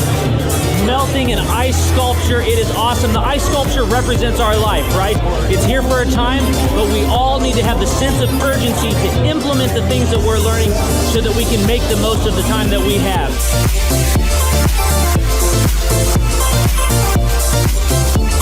We are outside. You can see a line behind me. What's going on is that we partner with different companies to help them implement the proven systems over and over and over again. And one of those companies is Master Machine. And so what we like to do is partner with these companies to also help them give samples to other people as they come to the conference and truly get their name out.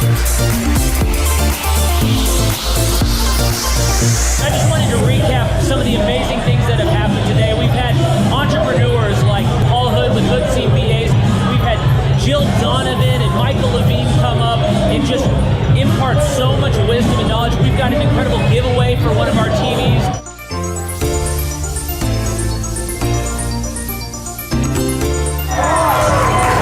Hey there, Thrive Nation. One of the things that we love most about our business conferences is that we want every entrepreneur to leave with their questions answered. So what we do is we let them put the questions up on the board here so that they can ask their specific questions, and Clay will not end the conference until every question is answered. Behind us, Clay Clark is answering all the different questions that entrepreneurs have brought to the conference. Whenever someone comes here and starts to hear this information, especially for the first time, it just brings about so much anticipation of wanting to actually implement the proven systems and processes. And so Clay always wants to make sure that he answers all of their questions so that they are the most set up for success to be able to go home and start implementing. If you have any questions, email us at info@thrivetimeshow.com. Hello, I'm Wes Carter. I'm one of the shareholders at Winters & King. My favorite thing that Thrive has helped me accomplish here in our firm is thinking a little bit outside the box. They do SEO, they do printing, they help us with a lot of things from the day-to-day marketing for the firm, but they also help us think of things that as attorneys we probably wouldn't normally think of that help us market our services to our clients. One of the things I love about working with Thrive is that they make it enjoyable to actually do work with them. It's not dry, it's usually fun, but it's always very enjoyable and practical. They give me things and ideas that I can put into place. It's not just some theoretical spiel that they give me. We get practical steps that we work on together to do my job better. So me personally, I would easily recommend Thrive 15 services to my friends, my families. I recommend them to my clients. I think they do a good job. They're passionate. They care about their clients. And I think it's actually a valuable service they provide to people that are in the business world. My name is Jeff Thomas. I'm originally from Atlanta, Georgia. It's all about getting to the grindstone. It is about putting it's one thing to have a specific vision or a dream, but knowledge without application isn't knowledge at all. That's nothing. Really funny. The atmosphere is very lively. Everybody that is working for Clay is very upbeat and not tired, not sluggish, not complaining, not whining. They don't have anything to do with those types of characteristics. It's all about getting to the grind and having fun while you do it. I haven't actually been to any conferences in the past, but what I will say from what I've seen on YouTube and what from other friends have told me is this isn't like a motivational kind of thing to just, hoo-hoo, rah-rah, get you motivated, but it's like practical steps that if you do take them, which most people aren't willing to do, then you will grow and you'll achieve the specific things that you want. Well, for one thing, I would say that this isn't necessarily for everyone. So if you're not willing to work, this isn't for you. But I will say that if you are willing to work and you're just getting started, but you have actually taken a step in that direction, then this will actually help you grow further exponentially than you could ever imagine. My name is Taylor Hall. I'm the general manager of the Tulsa Oilers professional hockey team. Our goal every night here at the BOK Center is to try to fill the seats with lots of people and create an exciting environment so when somebody comes to a game, they want to come back. working with Clay and the staff at Thrive, they've really helped us in many ways.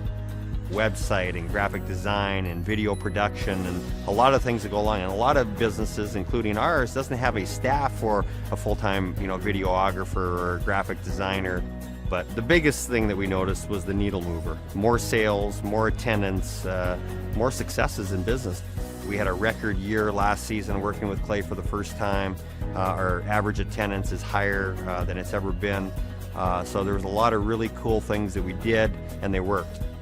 That's the nice thing about working with Clay and the team over there. It's just not one person, you get the entire team. If you need video design and editing and production, they've got that. If you need graphic design, if you need some coaching, your salespeople and call scripts, PR, they offer all that. Clay was instrumental in helping guiding us and getting us on the right track so that we could really raise the bar and become ultra successful. So it's been an amazing experience for us. My name is Caitlin. I own a tumbling gym called Justice Tumbling Company in Tulsa. Working with Clay is so helpful, just being diligent with everything and making sure we execute our goals and just really make things happen. It's fun, it's tight, it really gets you energized and going, it just makes you really want to work. To get the momentum going, to really just get that buzz, just really give you the energy to get up and make it happen. I'm Bob Healy. I'm in the charcoal grilling industry, and the name of my business is Grill Blazer. How will I apply what I've learned so far into my business? I'm actually a client of Thrive 15, and I learn so much from what I'm learning at this conference and from my regular weekly attendance that it's helping me establish the business and get it off the ground. Clay's presentation style is just blatant disregard for what anybody wants. He just has fun. It's him. Everything that you see is authentically Clay. It's a great deal of fun. Everybody enjoys it. They know when they walk in, they think they're coming into a carnival, and frankly, they are. It's just great fun. There's not another conference like it. You just don't go to a carnival atmosphere and learn like you do here at a Thrive conference. It's great. The reason people should attend at least one of these conferences is because it's common sense. And everybody's fed an entire line about the way you should run a business, but until you actually experience running a business, which is candidly what you learn here, how to run a business, you don't know what you're doing. My name is Tyler Hastings, and this is my wife, Rachel, and our company is Delricht Research out of New Orleans. During our time working with Thrive, we've had numerous successes. When we first started, we were working with one physician. We had one research site, and we were seeing on average, between 10 and 15 patients a week. Since working with Thrive in the last 18 months, we now have 4 research sites. We work with over 5 physicians, and on average, we're now seeing over 60 patients per week. Recently, we've been the top enroller worldwide in 7 studies, which is just incredible considering where we were 2 years ago, 18 months ago. Thrive really differs from the other conferences that we've been to and the other kind of programs that we've been through because they actually really practice what they preach, and they implement the same systems and the processes that they teach you about, and they give you real life examples that have really worked for them and show you with the training how to implement that yourself. For example, Tyler and I actually got the opportunity to come out to Tulsa, and we're fortunate enough that the Thrive team took us out to some of the businesses that they own, and we really got to see in real life, real time, some of the systems and processes, and it was just incredible, a real life example of some of the businesses and the things that they're implementing. Having a coach is important to us. They act as not only an accountability factor, but they're someone we can talk to on a daily basis as we go through the problems of running a business that inevitably come up. They always understand what we're going through, and they're always there to help us or guide us through the problems that we experience. The best part of our experience working with Thrive has just been seeing our relationship grow. So at each step as our business grows, they have something else to provide us with. They've got the resources, whether it be marketing, graphic design, website development, or even into accounting practices. Maybe we need a new insurance policy. They have someone they can connect us with, or they have the direct resource we need to speak with for any of the problems we face. If someone's thinking about signing up for the coaching program, I would highly recommend that they call in for a free 30-minute coaching session and see exactly what the team can do for you. Just speak with someone, let them know what you're going through, and I think you'll find that, regardless of what you need, there's someone there that can help you.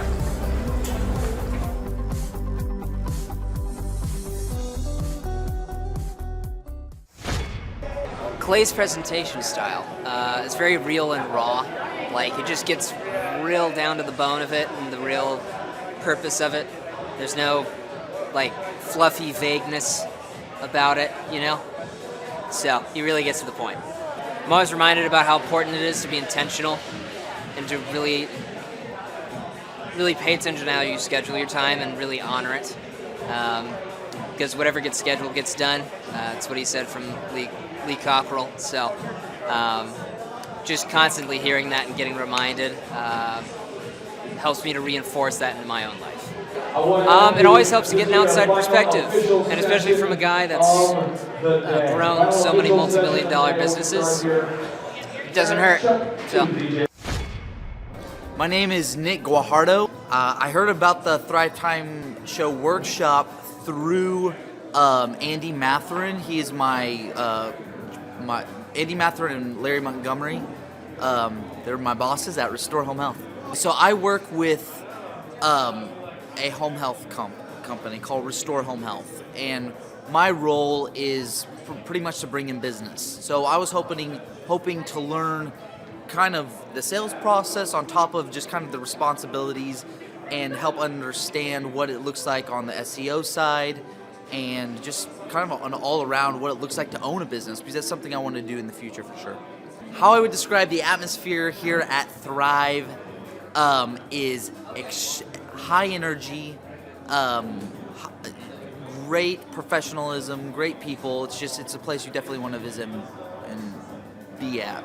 Clay's delivery style, humorous, professional, hilarious. He does it. I haven't seen someone do it better. So he does a great job.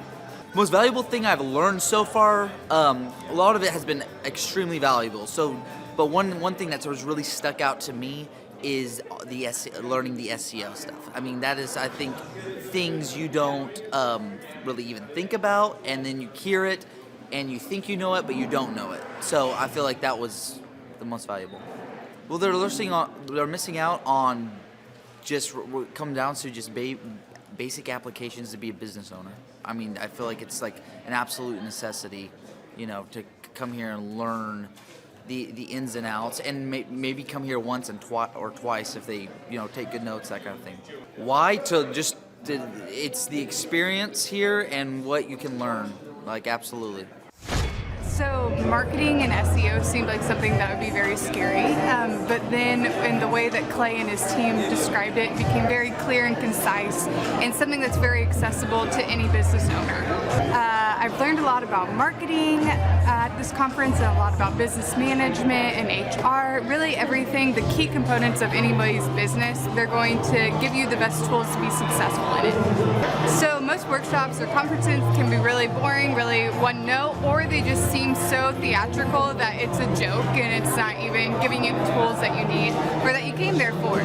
But here it's still high energy, it's still fun, everything's to the point, but it's very professional, and you're missing out on easy steps to use in your business that are very accessible and very clear.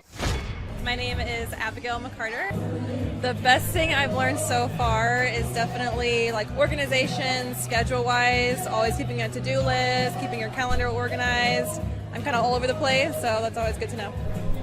So Clay's presentation style and the atmosphere is electric. It's so energetic, it's so fun. Clay's hilarious, but also knows a ton, so it's just really great all around. This conference is much different than any other conference I've gone to. Again, because it's fun. Like a lot of other conferences, it's like really quiet, really cold, and you're just kind of get bored. But this one, you're like always engaged, you're always learning something, and the staff is amazing. They're always super helpful, so it's just been really great. My name's Clint Howard. We're a personal training and fitness training facility. Oh wow, I'm learning a ton. Like this morning so far has been search engine optimization. So really just the importance of being at the top of Google, how Google works and why it's so important to go out and get video reviews and testimonials and getting Google reviews. And so all those things we can take back and really apply that like immediately. So it's really cool to see not only how to do it, but really the relevance and the importance of it for your long-term strategy of your business. No, it's amazing. Actually, on the way in this morning and yesterday, I was videoing as I was walking in the front entrance. And actually I go to a lot of seminars. I go to a lot of conferences, masterminds. I've been doing that since I was like 22 years old, so gosh, almost 20 years now. And this is by far the most entertaining. Not only the content's amazing, but Clay and you guys do a great job of mixing in edutainment, entertainment where it's fun, it's fresh, it's lively. You never get bored. And I heard a study one time that the reason that children learn so much quicker is because it's fun, learning is fun. And so obviously Clay has nailed that, where it's very fun to be here and keeps you awake, keeps you energized. So I'm having a blast. Yeah, I think any business owner or someone that wants to own a business or considering starting a business should definitely come. I know that I was referred here by friends of mine and clients of mine, and I've referred other people. Again, just to understand what it takes to make a business successful, to have a good time. Obviously, like I was just saying, have fun and network. There's a lot of other people here you can learn from, and there's a lot of breaks you can talk to other people. So I think this is a must-attend for anybody that owns a business or that wants to start a business. My name's Jamie Fagel. I'm with Jameson Fine Cabinetry. I heard about the conference through Andrew. He's the coach that I deal with here at the Thrive. The most valuable piece I found, even working with Andrew, but it's been solidified when it came here, was you got to actually do the things that they're telling you. With no action, you're not going to get anything from it. I would highly recommend this to almost anybody in business today. I have recommended it to some of my other business partners. It's phenomenal. It's really something that if you want to start a business, the old way of doing things is gone. This is what you got to do. It's the only way it'll work. Hey, this is Charles and Amber Koloff. We're the owners of Koloff Fitness. The way we're able to do that is working with Clay for the last 3 years. He has really readjusted our thinking and taught us that our business is here to serve us.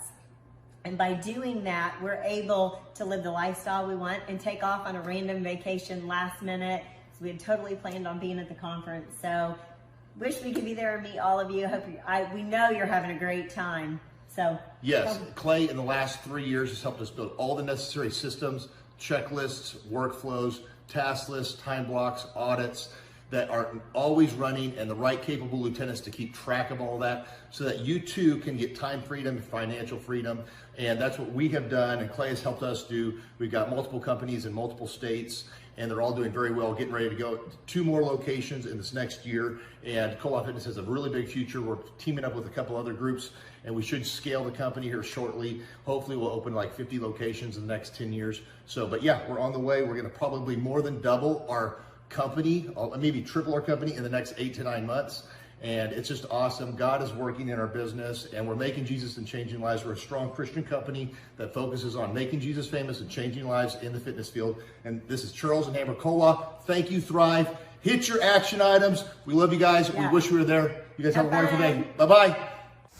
My name is Jennifer Johnson. I'm in the pest control industry and also weed control and fertilization, and my business is Platinum Pest and Lawn. Some of the things that I'll be able to apply a lot of the things that I've learned in our business because this is not my first conference, and so a lot of the things that we learned we've put into place, and now we're doing the next level of refining the processes or just the different concepts, and so it's getting better and better. Things that were just big processes before, we have the foundation laid, and now we're able to make it better and better, and I'm hearing different things now that we've implemented things, and so we can just make it even better implementing it into our own business.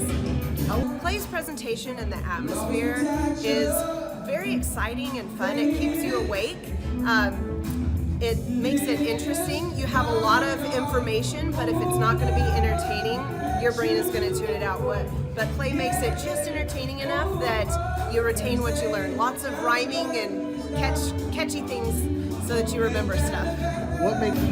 Something that makes this conference different than other workshops or conferences that I've been to is that there's a lot of people here in my same situation. Most of us are pretty small businesses wanting to improve, and we want real life information and something that will work and that's attainable and not just some crazy magic formula, but actual action items that we can implement in our business and actually see a difference. Everyone should attend a Thrive Time Business Conference, whether you're a business owner or not. If you're a business owner, it has practical applications that you can apply to so many different parts of your business, and then you need to come back for more so that you can keep doing more of the wonderful things that you learn. But secondly, I am also a mom of 3 kids, and a lot of the concepts can actually be applied to home, like getting routines and getting setting systems at home has just seriously made a huge difference in my life at home. So I've been able to improve our business, but I've also been able to improve things at home. And so that's why everyone should come, no matter what your station is in life. Yeah, my name is Nolan Q. I'm originally from San Francisco, California. The industry that I'm in is financial services. I've learned a ton so far, but what I can best apply from this conference is the opportunity, that hunger to go out there and make a big difference in my industry. Clay's presentation style is amazing. He's got an endless amount of energy. It's contagious, and yeah, by being here, I really do want to go back and be able to face all the adversity that the industry has. Yeah, this conference, the thing that makes it different is it's special because it has a unique set of individuals that all share that same energy. I think he pegs it as dragon energy, but yeah, that's the case. Everyone should come to multiple, but their first would be very special. Yeah, you're welcome with a lot of enthusiasm. That'll last for a long time. My name is Gabriella Cruz. Our business is ECS Electric. My husband's the owner, but I'm involved with that, and so we're an electrical company. Well, here at the conference they talk a lot about consistency, and so just staying consistent with different things in the business, and I feel like applying that to our business model will really help us grow. The atmosphere is very positive, uplifting, and then it's very fun and energetic, and so it gets you pumped and it gets you excited, and it encourages you to do big things. Probably how real they are. They tell you up front what you need to do and what's like a no-go, and some conferences they kind of sugarcoat things, so I like how real they are here. I think it'll definitely, if you want your business to grow, I think this would be a great experience, and then not only that, it'll encourage you and inform you on so many things you don't think about on a daily basis. Hey, I'm Ryan Wimpy. I'm originally from Tulsa, born and raised here. I've definitely learned a lot about life design and making sure the business serves you. The linear workflow for us and getting everything out on paper and documented is really important. Like we have workflows that are kind of all over the place, so having linear workflow and seeing that mapped out on multiple different boards is pretty awesome. That's really helpful for me. The atmosphere here is awesome.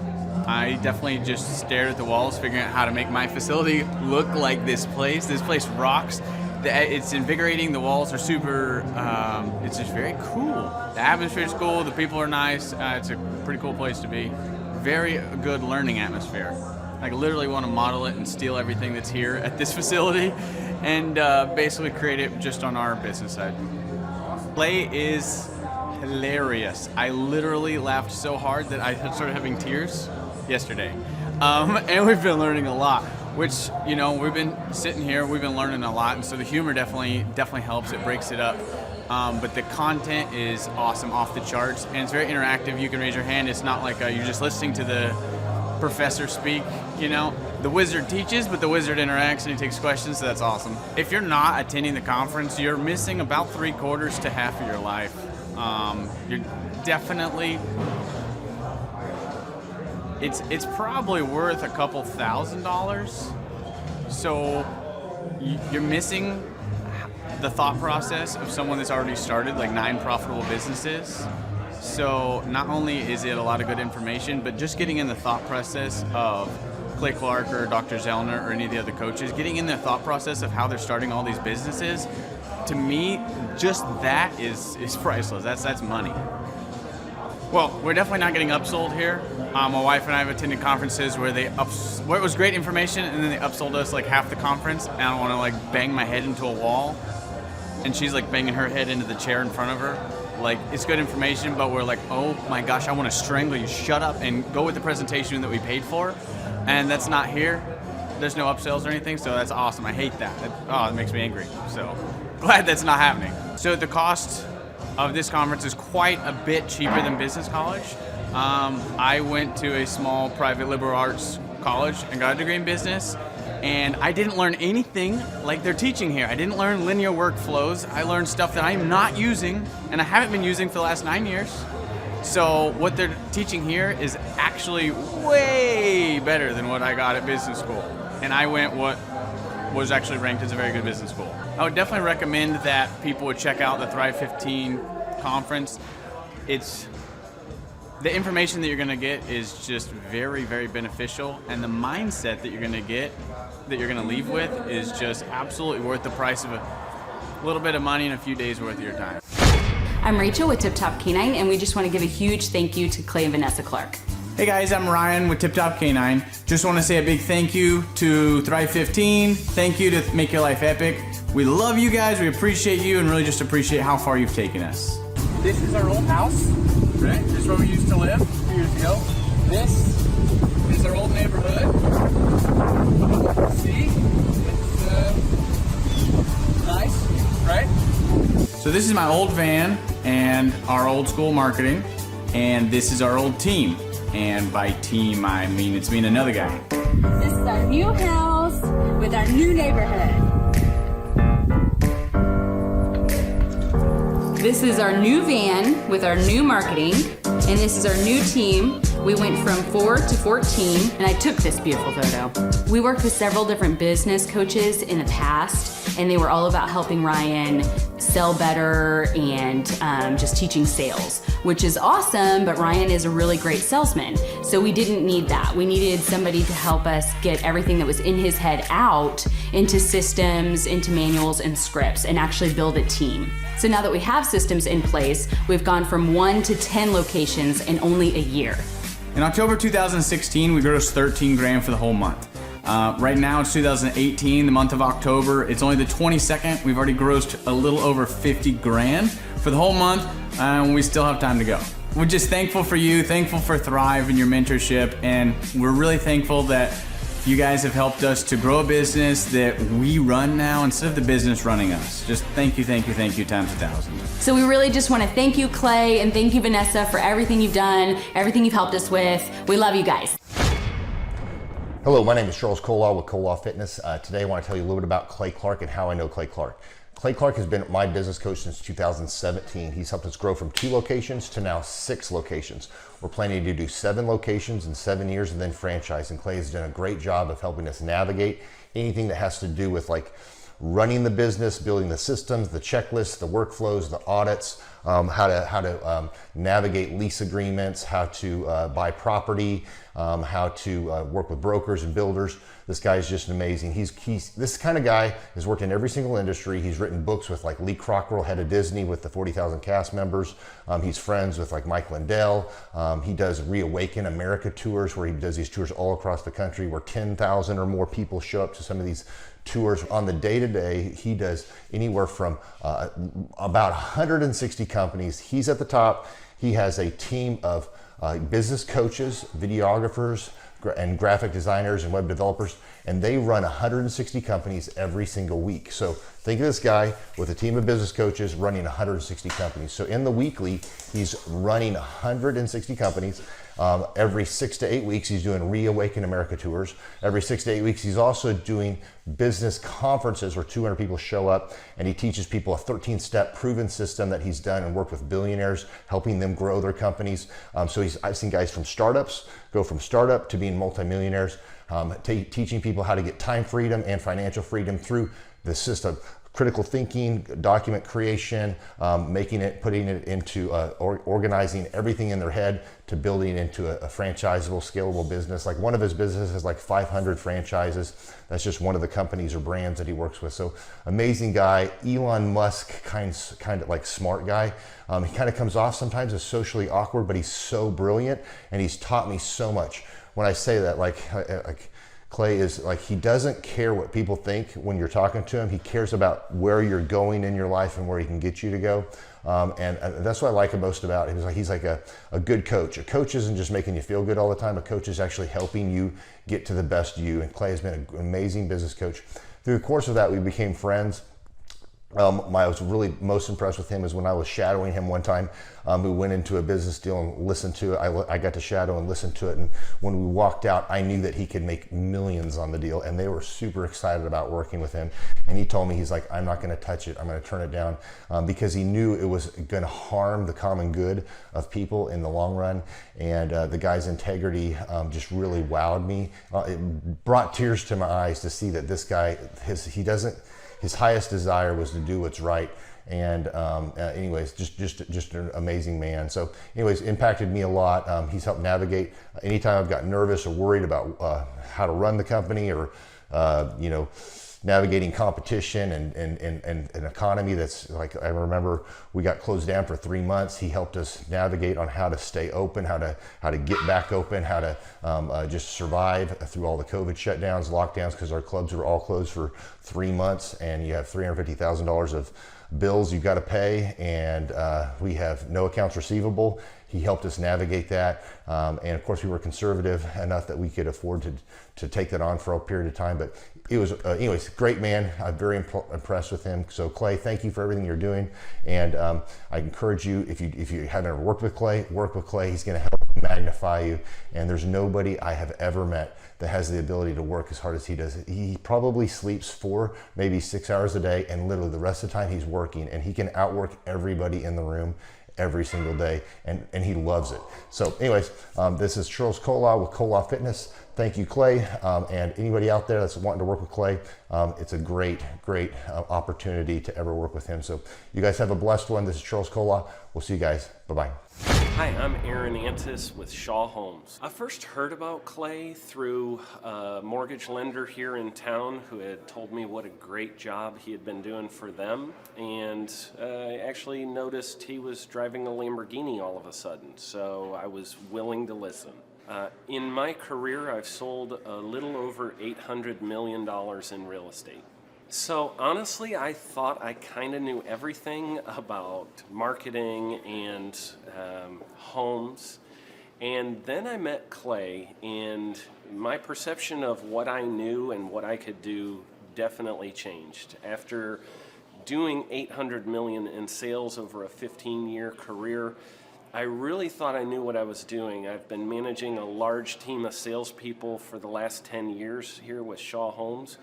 And I mean, we've been a company that's been in business for 35 years. We've become one of the largest builders in the Tulsa area, and that was without Clay. So when I came to know Clay, I really thought, man, there's not much more I need to know, but I'm willing to listen. The interesting thing is our internet leads from our website has actually, in a 4-month period of time, has gone from somewhere around 10 to 15 leads in a month to 180 internet leads in a month. Just from the few things that he's shown us how to implement that I honestly probably never would have come up with on my own. So I got a lot of good things to say about the system that Clay put in place with us, and it's just been an incredible experience. I am very glad that we met and had the opportunity to work with Clay. So the interaction with the team and with Clay on a weekly basis is honestly very enlightening. One of the things that I love about Clay's perspective on things is that he doesn't come from my industry. He's not somebody who's in the home building industry. I've listened to all the experts in my field. Our company has paid for me to go to seminars, international builder shows, all kinds of places where I've had the opportunity to learn from the experts in my industry.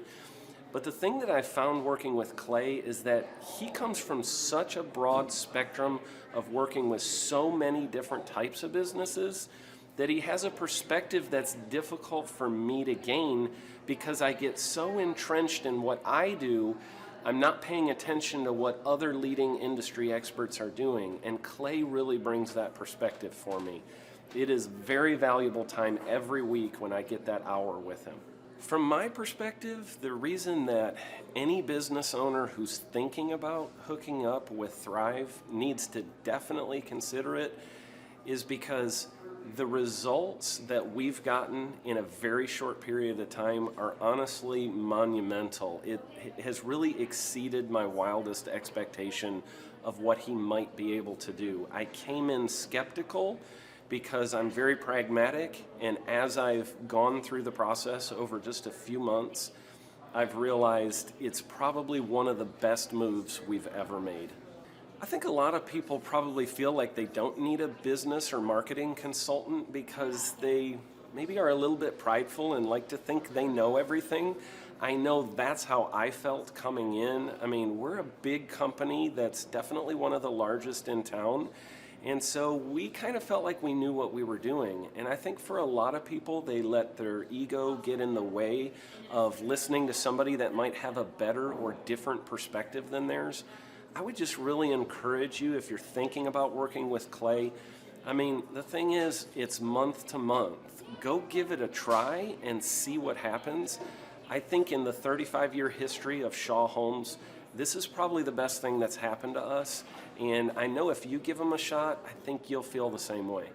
I know for me, the thing I would have missed out on if I didn't work with Clay is I would have missed out on literally an 1,800% increase in our internet leads. Going from 10 a month to 180 a month, that would have been a huge financial decision to just decide not to give it a shot. I would absolutely recommend Clay Clark to anybody who's thinking about working with somebody in marketing. I would skip over anybody else you were thinking about, and I would go straight to Clay and his team. I guarantee you're not going to regret it because we sure haven't. My name is Danielle Sprick, and I am the founder of D. Sprick Realty Group here in Tulsa, Oklahoma. After being a stay-at-home mom for 12 years and my 3 kids started school and they were in school full-time, I was at a crossroads and trying to decide what do I want to do? My degree and my background is in education, but after being a mom and staying home and all of that, I just didn't have a passion for it like I once did. My husband suggested real estate. He's a home builder, so real estate and home building go hand in hand, and we just rolled with it. I love people, I love working with people, I love the building relationships, but one thing that was really difficult for me was the business side of things. The processes and the advertising and marketing. I knew that I did not have what I needed to make that what it should be. So I reached out to Clay at that time, and he and his team have been extremely instrumental in helping us build our brand, help market our business, our agents, the homes that we represent. Everything that we do is a direct line from Clay and his team and all that they've done for us.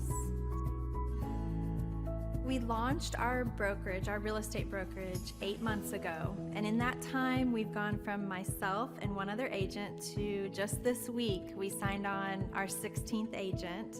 We have been blessed with the fact that we right now have just over 10 million in pending transactions.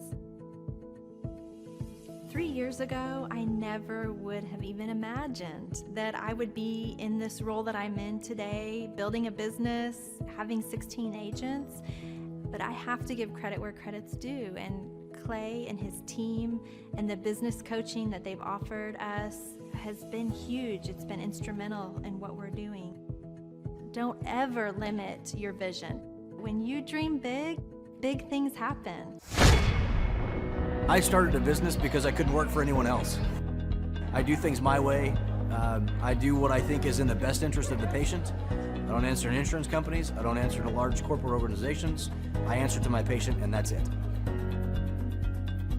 My thought when I opened my clinic was I can do this all myself. I don't need additional outside help in many ways. I mean, I went to medical school. I can figure this out. But it was a very, very steep learning curve. Within the first 6 months of opening my clinic, I had a $63,000 embezzlement. I lost multiple employees. Clay helped us weather the storm of some of the things that are just a lot of people experience, especially in the medical world. He was instrumental in helping with the specific written business plan. He's been instrumental in hiring good quality employees, using the processes that he outlines for getting in good talent, which is extremely difficult. He helped me in securing the business loans. He helped me with web development and search engine optimization. We've been able to really keep a steady stream of clients coming in because they found us on the web.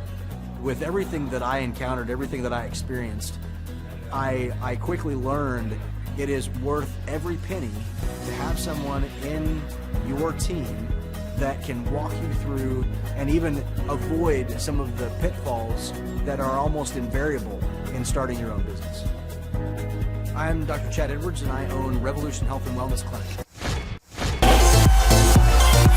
The conference is kicked off. This house is packed. We've got Aaron Antis with Shaw Homes up there. We've got Steve Currington with Total Lifting Concepts up there talking about what is possible when you just implement, when you do the proven system. It's so exciting. People are going crazy.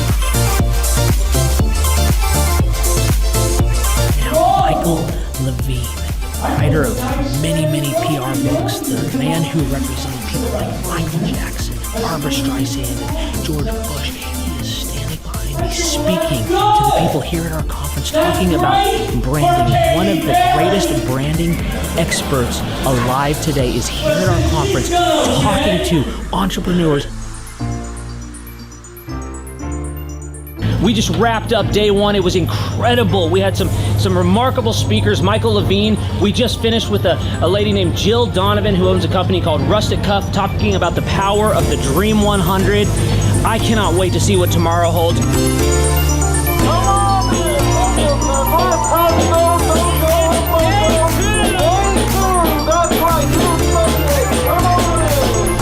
Hey guys, Luke Erickson with the Thrive Time Show here with you. It is day 2 and the energy is high. People are so excited to be showing up. The team is ready. Come on, let's see what it's like to go on in for day 2. Follow me.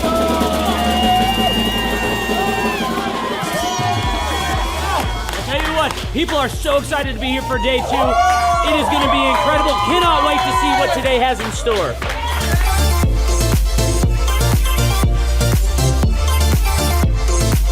Right now, here at the conference, we've broken into groups going over search engine optimization. And I know for most of us, myself included, if you hear that term, you go, what is that? What does that mean? That's too techie for me. Well, our experts are breaking it down for people so that you can clearly understand how to come up top in Google. It's doable. It's possible. Now we're in the middle of a break, and what we like to do is we like to give you as much tangible and relevant information from about the start of the hour for 45 minutes. Then we take approximately a 15-minute break to allow people to connect with other entrepreneurs around them, bathroom breaks, and also use this time to just really digest all of the good information that you're receiving the whole time. Right behind me, we've got Bob with his grill gun, melting an ice sculpture. It is awesome. The ice sculpture represents our life, right? It's here for a time, but we all need to have the sense of urgency to implement the things that we're learning so that we can make the most of the time that we have.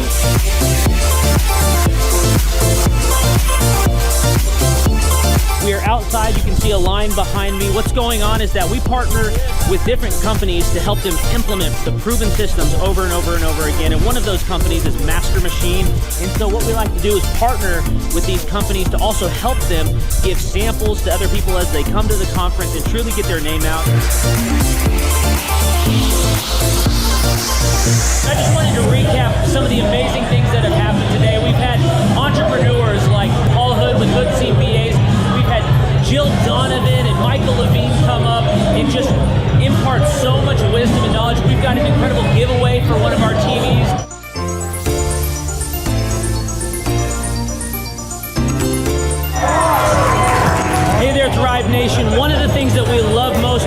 business conferences is that we want every entrepreneur to leave with their questions answered. So what we do is we let them put the questions up on the board here so that they can ask their specific questions, and Clay will not end the conference until every question is answered.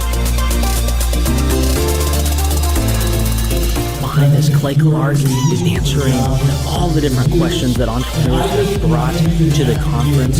Whenever someone comes here and starts to hear this information, especially for the first time, it just brings about so much anticipation of wanting to actually implement the proven systems and processes. And so Clay always wants to make sure that he answers all of their questions so that they are the most set up for success to be able to go home and start implementing. If you have any questions, email us at info@thrivetimeshow.com.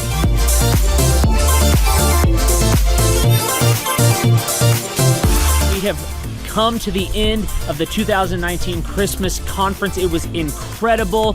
These entrepreneurs have gotten so many tangible things that they can go and they can implement. Check us out for more information at thrivetimeshow.com. And as we always like to do, we want to end with a boom. 3, 2, 1, boom! Once I saw what they were doing, I knew I had to get here at the conference. This is probably the best conference or seminar I've ever been to in over 30 years in business.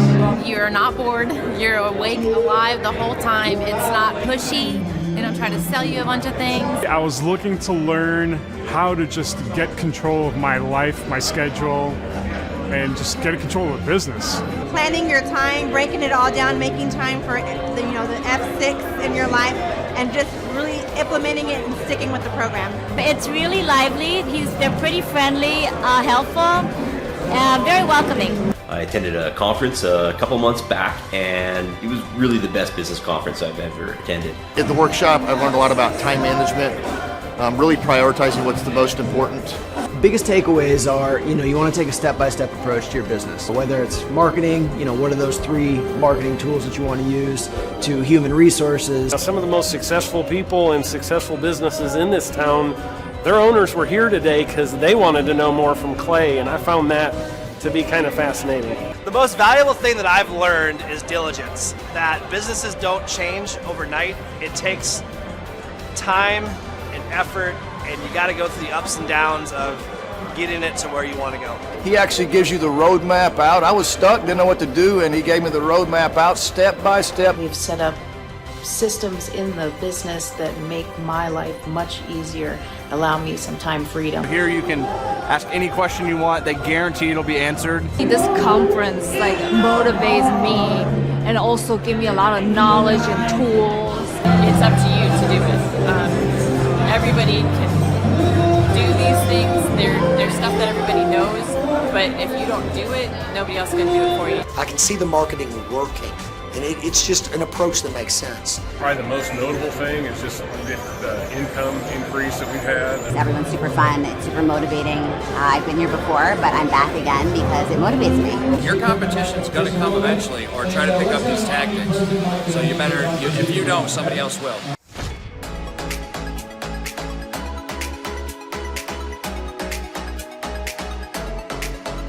If you decide to not attend the Thrive Time workshop, you're missing out on a great opportunity. The atmosphere of Clay's office is very lively. You can feel the energy as soon as you walk through the door, and it really got me and my team very excited.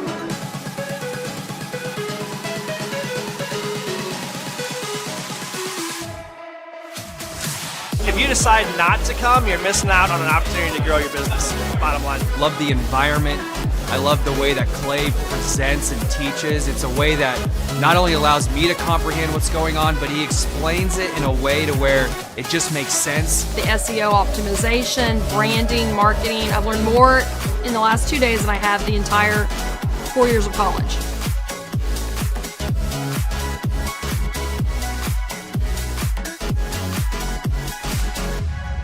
The most valuable thing that I've learned, marketing is key. Marketing is everything. Making sure that you're branded accurately and clearly. How to grow a business using Google reviews, and then just how to optimize our name through our website also. Helpful with a lot of marketing, search engine optimization, helping us really rank high in Google. The biggest thing I needed to learn was how to build my foundation, how to systemize everything and optimize everything, build my SEO. How to become more organized, more efficient. How to make sure the business is really there to serve me as opposed to me constantly being there for the business. New ways of advertising my business, as well as recruiting new employees. Group interviews, number one. Before we felt like we were held hostage by our employees. Group interviews has completely eliminated that because you're able to really find the people that would really be the best fit. Hands-on how to hire people, how to deal with human resources, a lot about marketing, and overall just how to structure the business, how it works for me, and also then how that can translate into working better for my clients. The most valuable thing I've learned here is time management.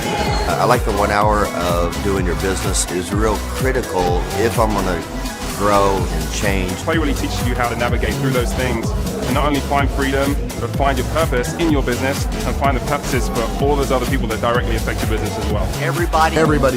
Everyone needs to attend the conference because you get an opportunity to see that it's real.